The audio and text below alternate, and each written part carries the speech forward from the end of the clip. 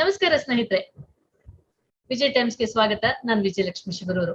ನಮ್ ಜೊತೆ ಇವತ್ತು ಖ್ಯಾತ ಕೋಶ ತಜ್ಞರಾಗಿರುವಂತ ಡಾಕ್ಟರ್ ಚೇತನ್ ಅವರು ಇದ್ದಾರೆ. ಅವರು ಆರಂಭದಿಂದ ಕೊರೋನಾದ ಬಗ್ಗೆ ನಿಖರವಾದ ಮಾಹಿತಿಯನ್ನ ಜನರಿಗೆ, ಆಮೇಲೆ ಜಾಗೃತಿ ಮೂಡಿಸುವಂತ ಮಾಹಿತಿಯನ್ನ ವಿಜಯ್ ಟೈಮ್ಸ್ಗೆ ನಿರಂತರವಾಗಿ ನೀಡ್ತಾನೆ ಇದ್ದಾರೆ. ಅದು ಅಲ್ಲದೆ ಬೇರೆ ಬೇರೆ ಸುದ್ದಿವಾಹಿನಿಗಳಲ್ಲಿ ಇತರ ವೈದ್ಯರಿಗಿಂತ ಒಂದು ವಿಭಿನ್ನವಾದ ರೀತಿಯಲ್ಲಿ ಅವರು ಜನರಿಗೆ ಮಾಹಿತಿ ಕೊಡ್ತಾ ಇದ್ದಾರೆ. ಇವತ್ತು ನಮ್ ಜೊತೆ ವಿಜಯ್ ಟೈಮ್ಸ್ಗೆ ನೇರ ಸಂವಾದದಲ್ಲಿ ಬಂದಿದ್ದಾರೆ. ಅದು ಅಲ್ಲದೆ ನಮ್ಮ ಜನರು ಕೂಡ ಸಾಕಷ್ಟು ಪ್ರಶ್ನೆನ ಕೇಳ್ತಾ ಇದ್ದಾರೆ. ಡಾಕ್ಟ್ರೆ, ಮೊದ್ಲಿಗೆ ಈಗ ಕೊರೋನಾಕ್ಕಿಂತಲೂ ಹೆಚ್ಚು ಆತಂಕ ಮೂಡಿಸ್ತಿರೋದು ಬ್ಲಾಕ್ ಫಂಗಸ್ ಅಂತ, ಏನೇನೋ ಮಾಹಿತಿಗಳು ಬ್ಲಾಕ್ ಫಂಗಸ್ ಬಗ್ಗೆ. ಸೊ ಏನ್ ಈ ಬ್ಲಾಕ್ ಫಂಗಸ್ ಅಂದ್ರೆ ಏನು? ಇದು ಅಷ್ಟೊಂದು ಮಾರಣಾಂತಿಕನ? ಆಮೇಲೆ ಬ್ಲಾಕ್ ಫಂಗಸ್ ಯಾರಿಗೆ ಬರುತ್ತೆ, ಹೇಗ್ ಬರುತ್ತೆ? ಇವೆಲ್ಲ ಮಾಹಿತಿ ಒಂಚೂರು ನಮ್ಗೆ ಕೊಡಿ. ಇಲ್ಲ, ಬ್ಲಾಕ್ ಫಂಗಸ್ ಮ್ಯೂಕರ್ ಮೈಕೋಸಿಸ್ ಮುಂಚೆನೂ ಇತ್ತು. ಯಾರು ಇಮ್ಯುನೋ ಕಾಂಪ್ರಮೈಸ್ಡ್ ಪೇಷಂಟ್ಸ್ ಅಂತ ಹೇಳ್ತೀವಿ, ಅಂದ್ರೆ ಯಾರ್ದು ಶುಗರ್ಸ್ ಜಾಸ್ತಿ ಇದೆ, ಅನ್ಕಂಟ್ರೋಲ್ಡ್ ಇದೆ, ತುಂಬಾ ಹೈ ಶುಗರ್ಸ್, ಮತ್ತೆ ಯಾರು ಕ್ಯಾನ್ಸರ್ ಅಲ್ಲಿ ಬಳಲ್ತಾ ಇದ್ದಾರೆ, ಯಾರಿಗೆ ಹಿಮಟೋಪೊಯಿಟಿಕ್ ಸ್ಟೆಮ್ ಸೆಲ್ ಟ್ರಾನ್ಸ್ಪ್ಲಾಂಟ್ ಆಗಿರುತ್ತೆ, ಅಂದ್ರೆ ಕಿಡ್ನಿ ಟ್ರಾನ್ಸ್ಪ್ಲಾಂಟ್, ಈ ತರ ಇಮ್ಯುನೋ ಸಪ್ರೆಷನ್ ಅಲ್ಲಿ ಇರ್ತಾರೆ. ಅಂದ್ರೆ ಅವ್ರ ಇಮ್ಯುನಿಟಿ ಕುಗ್ಗಿಸ್ಲಿಕ್ಕೆ ಕೆಲವು ಔಷಧಿಗಳು ಕೊಡ್ತಾ ಇರ್ತೀವಿ. ಆ ಇಮ್ಯುನಿಟಿ ಕಮ್ಮಿ ಆದಾಗ ಇವೆಲ್ಲ ಆಪರ್ಚುನಿಸ್ಟಿಕ್ ಇನ್ಫೆಕ್ಷನ್ಸ್ ಬರುತ್ತೆ. ಈ ಕೋವಿಡ್ ಸಂದರ್ಭದಲ್ಲಿ ಯಾಕೆ ಈ ತರ ಆಗ್ತಿದೆ ಅಂದ್ರೆ, ನಾವೆಲ್ಲ ಸ್ವಲ್ಪ ಹೈ ಡೋಸ್ ಸ್ಟೀರಾಯ್ಡ್ಸ್ ಕೊಡೋದ್ರಿಂದ, ಇಮ್ಯುನೋ ಸಪ್ರೆಷನ್ಸ್ ಕೊಡೋದ್ರಿಂದ ಅವ್ರ ಇಮ್ಯುನಿಟಿ ಕುಗ್ಸ್ತಾ ಇದೀವಿ. ಹಾಗಾಗಿ ಅದು ಇಮ್ಯುನೋ ಸಪ್ರೆಷನ್ ಆಗೋದ್ರಿಂದ ಈ ಆಪರ್ಚುನಿಸ್ಟಿಕ್ ಇನ್ಫೆಕ್ಷನ್ಸ್ ಬರ್ತದೆ, ಮ್ಯೂಕರ್ ಮೈಕೋಸಿಸ್ ಎಲ್ಲ. ಸೊ ಯಾರು ತುಂಬಾ ದಿವಸ ಸ್ಟೀರಾಯ್ಡ್ಸ್ ತಗೊಂಡಿದ್ದಾರೆ, ಯಾರು ವಯಸ್ಸಾದವ್ರು ಇದಾರೆ, ಯಾರಿಗೆ ಶುಗರ್ ಅನ್ಕಂಟ್ರೋಲ್ಡ್ ಇದೆ, ಯಾರಿಗೆ ತುಂಬಾ ಕೋಮೋಬಿಡಿಟೀಸ್ ಇದೆ, ಅಂತವ್ರಿಗೆ ಜಾಸ್ತಿ ಆಗ್ತಾ ಇರೋದು. ಅಂಡ್ ಎಲ್ಲಾ ರಿಕವರ್ಡ್ ಪೇಷಂಟ್ಸ್ ಅಲ್ಲೂ ಆಗುತ್ತೆ ಅಂತಲ್ಲ, ಬೇಗ ಸೈನ್ ಅಂಡ್ ಸಿಂಪ್ಟಮ್ಸ್ ಐಡೆಂಟಿಫೈ ಮಾಡ್ಕೊಂಡ್ರೆ, ಬೇಗನೆ ಅದ್ ಪತ್ತೆ ಹಚ್ಚಿದ್ರೆ ಬೇಗನೆ ಚಿಕಿತ್ಸೆ, ಮೆಡಿಕಲ್ ಮ್ಯಾನೇಜ್ಮೆಂಟ್ ನಲ್ಲೇ ಕಮ್ಮಿ ಆಗುತ್ತೆ. ಅಂದ್ರೆ ಅದು ಸಾವು ಖಚಿತ ಅಲ್ವಾ ಇದು ಬ್ಲಾಕ್ ಫಂಗಸ್ ಬಂದ್ರೆ? ಇದು ಸಾವಿಗಿನ್ನ ನರ್ಲಿ ಸಾಯೋದು ಜಾಸ್ತಿ. ಅಂದ್ರೆ ಡಿಬ್ರೈಡ್ ಮಾಡ್ಬೇಕಾಗತ್ತೆ, ಸೈನಸಸ್, ಕಣ್ಣು, ಅಂದ್ರೆ ಅದನ್ನ ಡಿಬ್ರೈಡ್ ಮಾಡ್ತಾ ಹೋಗ್ಬೇಕಾಗತ್ತೆ. ಇದು ಹೇಗೆ ಅಂದ್ರೆ ಕಮ್ಯುನಿಕಬಲ್ ಡಿಸೀಸ್ ಅಲ್ಲ, ಇದು ಆಪರ್ಚುನಿಸ್ಟಿಕ್ ಇನ್ಫೆಕ್ಷನ್. ಅಂದ್ರೆ ಇದು ಕೋವಿಡ್ ತರ ಒಬ್ಬರಿಂದ ಒಬ್ರು ಹರ್ಡ್ ಅಂತದಲ್ಲ. ಇದು ಯಾರು ಇಮ್ಯುನೋ ಸಪ್ರೆಸ್ಡ್ ಇರ್ತಾರೆ ಅವರಲ್ಲಿ ಆಪರ್ಚುನಿಸ್ಟಿಕ್ ಆಗಿ ಬರುತ್ತೆ. ಈಗ ನಮ್ಮಲ್ಲೂ ನಿಮ್ಮಲ್ಲೂ ಈ ಮ್ಯೂಕರ್ ಇರುತ್ತೆ, ಈ ಫಂಗಸ್ ನಮ್ಮ ದೇಹದ ನಾರ್ಮಲ್ ಅದೊಂದು ಕಮೆನ್ಸಸ್ ತರ ಇರುತ್ತೆ. ಅದ್ ಯಾವ ಇನ್ಫೆಕ್ಷನ್ ಆಗಿ ಮಾರ್ಪಡುತ್ತೆ ಅಂದ್ರೆ ನಮ್ಮ ಇಮ್ಯುನಿಟಿ. ಅದಕ್ಕೆ ನಾವು ಇಷ್ಟೊಂದು ಯಾಕೆ ಹೇಳೋದು, ದಿನ ಒಳ್ಳೆ ವ್ಯಾಯಾಮ ಮಾಡಿ, ಆಹಾರ ತಗೊಳ್ಳಿ, ಶುಗರ್ ಇದ್ರೆ ಶುಗರ್ ಕಂಟ್ರೋಲ್ ಮಾಡಿ ಅಂತ ಹೇಳೋದು ಯಾಕಂದ್ರೆ ನಮ್ ಇಮ್ಯುನಿಟಿ ಸಶಕ್ತವಾಗಿದ್ರೆ ಅವಾಗ ಈ ಆಪರ್ಚುನಿಸ್ಟಿಕ್ ಇನ್ಫೆಕ್ಷನ್ಸ್ ಬರೋದಿಲ್ಲ.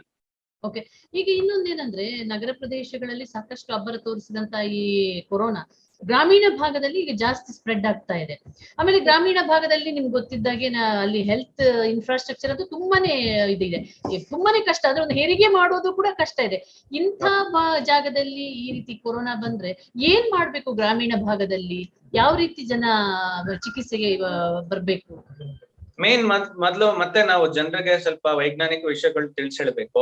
ಯಾರಿಗೆ ಈ ರೋಗ ಲಕ್ಷಣಗಳು ಬಂದ್ರೆ, ಕೋವಿಡ್ ರೋಗ ಲಕ್ಷಣಗಳು ಬಂದ್ರೆ ಅವ್ರು ಅಟ್ಲೀಸ್ಟ್ ಐಸೋಲೇಟ್ ಆಗ್ಲೇಬೇಕು, ಒಂದು ಕೊಠಡಿನಲ್ಲಿ ಅವ್ರು ಇರ್ಲೇಬೇಕಾಗತ್ತೆ. ಇಡೀ ಊರಿಗೆ ಹರಡ್ಸೋದ್ ಬದಲು ನಂಗೆ ಏನೂ ಆಗಿಲ್ಲ ಅಂತೆಲ್ಲ ತಿರ್ಗಾಡ್ಕೊಂಡು ಏನೋ ಮಾಸ್ಕ್ ಹಾಕೊಂಡಂಗೆ, ಅದಂತೂ ಊರಲ್ಲಿ ಬಿಡಿ, ಯಾರು ಮಾಸ್ಕ್ ಹಾಕಲ್ಲ, ತಿರ್ಗಾಡ್ಕೊಂಡು ಎಲ್ಲಾರನ್ನೂ ಸ್ಪ್ರೆಡ್ ಮಾಡೋದ್ರ ಬದಲು ಈ ಒಂದು ವೈಜ್ಞಾನಿಕ ವಿಷಯ ತಿಳ್ಕೊಂಡು, ಓಕೆ ನನ್ಗೆ ಕೆಮ್ಮು, ನೆಗಡಿ, ಜ್ವರ ಬಂದಿದೆ, ನಾನೊಂದು ಕೋಣೆಲಿ ಐಸೋಲೇಟ್ ಆಗ್ತೀನಿ ಅಂತ ಆ ಒಂದು ಅರಿವು ಮೂಡಿಸ್ಕೋಬೇಕು ಫಸ್ಟ್. ಎಸ್ಪೆಷಲಿ ಯಾರು ಬೆಂಗಳೂರಿಂದ ಹೋಗಿರ್ತಾರೆ, ಈ ಲಾಕ್ಡೌನ್ ಸಮಸ್ಯೆ ನಂತರ ಬೆಂಗಳೂರಿಂದ ಊರ್ ಕಡೆ ಹೋಗಿರ್ತಾರೆ, ಅವರಿಂದಾನೇ ಹರಡುತ್ತಾ ಇರೋದು ಇದು, ಇನ್ಯಾರಿಂದನೂ ಅಲ್ಲ.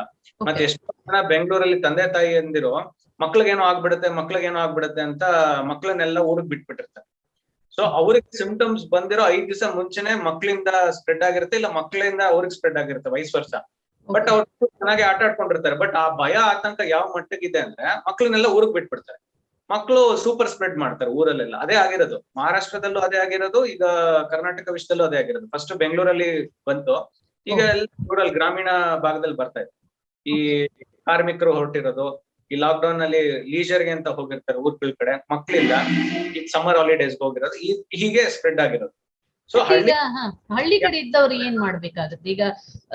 ಬಂದಾಗಿದೆ ಇನ್ನು, ಆದ್ರೆ ಈಗ ಮುಂಜಾಗ್ರತೆ ಹೇಗ್ ಮಾಡ್ಬೇಕಾಗುತ್ತೆ? ಮುಂಜಾಗ್ರತೆ ಅದೇ ನೋಡಿ, ಮತ್ತೆ ನಾನು ಹೇಳೋದು, ಮತ್ತೆ ಟೆಸ್ಟ್ಗಳು ಮಾಡ್ಕೊಂಡು ಟೈಮ್ ವೇಸ್ಟ್ ಮಾಡೋದಕ್ಕಿಂತ ಪ್ರಾಕ್ಟಿಕಲ್ ಅಪ್ರೋಚ್ ಫಾಲೋ ಮಾಡ್ಬೇಕು. ಎಲ್ರು ಪಲ್ಸ್ ಆಕ್ಸಿಮೆಟ್ರಿ ಬಳಸ್ಬೇಕು. ಎಲ್ಲಾ ಕೆಮ್ಮು, ನೆಗಡಿ, ಜ್ವರನು ಆಸ್ಪತ್ರೆಗೆ ಬರುವಂತದಲ್ಲ. ನಿಮ್ಮ ಪ್ರಾಥಮಿಕ ಚಿಕಿತ್ಸಾ ಕೇಂದ್ರದಲ್ಲೇ ಈ ಐವರ್ಮೆಕ್ಟಿನ್, ಡಾಕ್ಸಿ ಮಾತ್ರೆ, ಡೋಲೋ, ವಿಟಮಿನ್ ಸಿ ಮಾತ್ರೆ, ಇಷ್ಟರಲ್ಲೇ ಒಂದು ಕ್ಲಾಪಿಲೆಟ್, ಒಂದು ಆಂಟಿಪ್ಲೇಟ್ಲೆಟ್ ಮಾತ್ರೆ ಅಂತೀವಿ, ಅಂದ್ರೆ ರಕ್ತ ಹೆಪ್ಪುಗಟ್ಟುವಿಕೆ ತಡಿಲಿಕ್ಕೆ ಆದಷ್ಟು ಮಾತ್ರೆ ತಗೊಂಡ್ರೆ ಇವೆಲ್ಲ ಉಲ್ಬಣ ಆಗೋದು ತಪ್ಪಿಸುತ್ತೆ. ಆಂಟಿವೈರಲ್ ಇವೆಲ್ಲ ಮಾತ್ರೆಗಳನ್ನ ಆದಷ್ಟು ಬೇಗ ಸಂಬಂಧಪಟ್ಟ ಆರೋಗ್ಯ ಜಿಲ್ಲಾಧಿಕಾರಿಗಳು ಸೂಕ್ತ ಕ್ರಮ ತಗೊಂಡು ನಮ್ಮ ಪ್ರಾಥಮಿಕ ಚಿಕಿತ್ಸಾ ಕೇಂದ್ರನ ಸಶಕ್ತವಾಗಿ ಮಾಡ್ಬೇಕು. ಮತ್ತೆ ಅವ್ರಿಗೆ ಈ ನಾನು ಏನ್ ಫ್ಲೋ ಚಾರ್ಟ್ ಶೇರ್ ಮಾಡಿದ್ದೀನಿ ನಿಮ್ಮ ಹತ್ರ, ಸಿಂಪಲ್ ಪ್ರಾಕ್ಟಿಕಲ್ ಫ್ಲೋ ಚಾರ್ಟ್. ಈಗ ಇರೋದು ವೈರಸ್ ಮತ್ತೊಮ್ಮೆ ಹೇಳಿ ಸರ್, ಈಗ ನಮ್ಮ ವ್ಯೂವರ್ಸ್ ಗೆ ನೀವು ಮತ್ತೊಮ್ಮೆ ಹೇಳೋದು ಒಳ್ಳೇದು, ಅದನ್ನ ಫ್ಲೋ ಚಾರ್ಟ್ ಅಲ್ಲಿ ಏನಿದೆ ಅಂತ ಒಂದು ಸರಳವಾಗಿ ನೀವು. ಹೌದೌದು. ಸೊ ಈಗ ನೋಡಿ 2-3 ವೈರಸ್ ಇಲ್ಲ, ಇರೋದೊಂದು ವೈರಸ್, ಇರೋದ್ ಸೇಮ್ ರೋಗ ಲಕ್ಷಣಗಳು, ಇರೋದ್ ಒಂದೇ ಟ್ರೀಟ್ಮೆಂಟ್. ಹಾಗಾಗಿ ನಾವು ಟೆಸ್ಟ್ ಮಾಡ್ಕೊಂಡು ಟೈಮ್ ವೇಸ್ಟ್ ಮಾಡಬಾರ್ದು. ತುಂಬಾ ಜನ ಅದೇ ಇದ್ ಮಾಡ್ತಾರೆ, ಇದು ನಾರ್ಮಲ್ ಕೆಮ್ಮು ನೆಗಡಿ ಜ್ವರ ಅಂತ. ಹೌದು, 99% ಕೊರೋನಾ ನಾರ್ಮಲ್ ಕೆಮ್ಮು ನೆಗಡಿ ಜ್ವರ ತರನೇ ಇರುತ್ತೆ. ಬಟ್ ಆ 1% ಉಲ್ಬಣ ಆಗುತ್ತೆ. ಆ 1% ಉಲ್ಬಣ ಆಗೋದ್ರ ಕಡೆ ನಮ್ಮ ಫೋಕಸ್ ಜಾಸ್ತಿ ಇರ್ಬೇಕು. ಅಂದ್ರೆ ನಮ್ಮ ಒಂದು ಎಲ್ಲಾ ವ್ಯವಸ್ಥೆ ಆಗ್ಲಿ, ಹಣಕಾಸು ಎಲ್ಲ ಅದ್ರ ಕಡೆ ಫೋಕಸ್ ಇರ್ಬೇಕು. ಅದ್ ಹೇಗ್ ಗೊತ್ತಾಗುತ್ತೆ ಉಲ್ಬಣ ಆಗೋದು? ಬೇಗ ಗೊತ್ತಾಗ್ಬೇಕು ಅಂದ್ರೆ ನಮ್ಮ ಈ ಪಲ್ಸ್ ಆಕ್ಸಿಮೀಟರ್ ಬಳಸ್ಬೇಕು. ಸೊ ಪಲ್ಸ್ ಆಕ್ಸಿಮೀಟರ್ ನಾನು ಮತ್ತೊಮ್ಮೆ ಹೇಳ್ತೀನಿ, ಒಂದ್ ಊರಲ್ಲಿ 5-6 ಪಲ್ಸ್ ಆಕ್ಸಿಮೀಟರ್ ಇದ್ರು ಸಾಕು. ನಮ್ಮ ಊರಿನ ಜನಕ್ಕೆ ಪ್ರಾಥಮಿಕ ಚಿಕಿತ್ಸಾ ಕೇಂದ್ರದಲ್ಲಾಗ್ಲಿ, ಒಂದು ಸಮುದಾಯ ಭವನ ಅಥವಾ ದೇವಸ್ಥಾನಗಳಲ್ಲಿ ಅಲ್ಲಲ್ಲೇ ಪಲ್ಸ್ ಆಕ್ಸಿಮೀಟರ್ ಇಟ್ಬಿಟ್ಟು ಹಿಂಗ್ ಬಂದ್ ಚೆಕ್ ಮಾಡ್ಕೊಂಡ್ರು ಸಾಕು ಜನ. ಸುಮ್ನೆ ಹಿಂಗ್ ಕೂತ್ಕೊಂಡು ಚೆಕ್ ಮಾಡೋಂಥದ್ದಲ್ಲ. ವೇಗದ ನಡಿಗೆ ಬಳಿಕ 5-6 ನಿಮಿಷ ವೇಗದ ನಡಿಗೆ ಬಳಿಕ ಬಂದು ನಮ್ಮ ಮಧ್ಯದ ಬೆರಳಿಗೆ ಹಾಕಿ ಚೆಕ್ ಮಾಡ್ಕೋಬೇಕು. ಸೊ ಇಲ್ಲಿ 2 ರೀಡಿಂಗ್ ಬರುತ್ತೆ, SpO2 ಅಂತ ಬರುತ್ತೆ ಆಕ್ಸಿಜನ್, ಇನ್ನೊಂದು ಪಲ್ಸ್ ರೇಟ್ ಅಂತ ಬರುತ್ತೆ.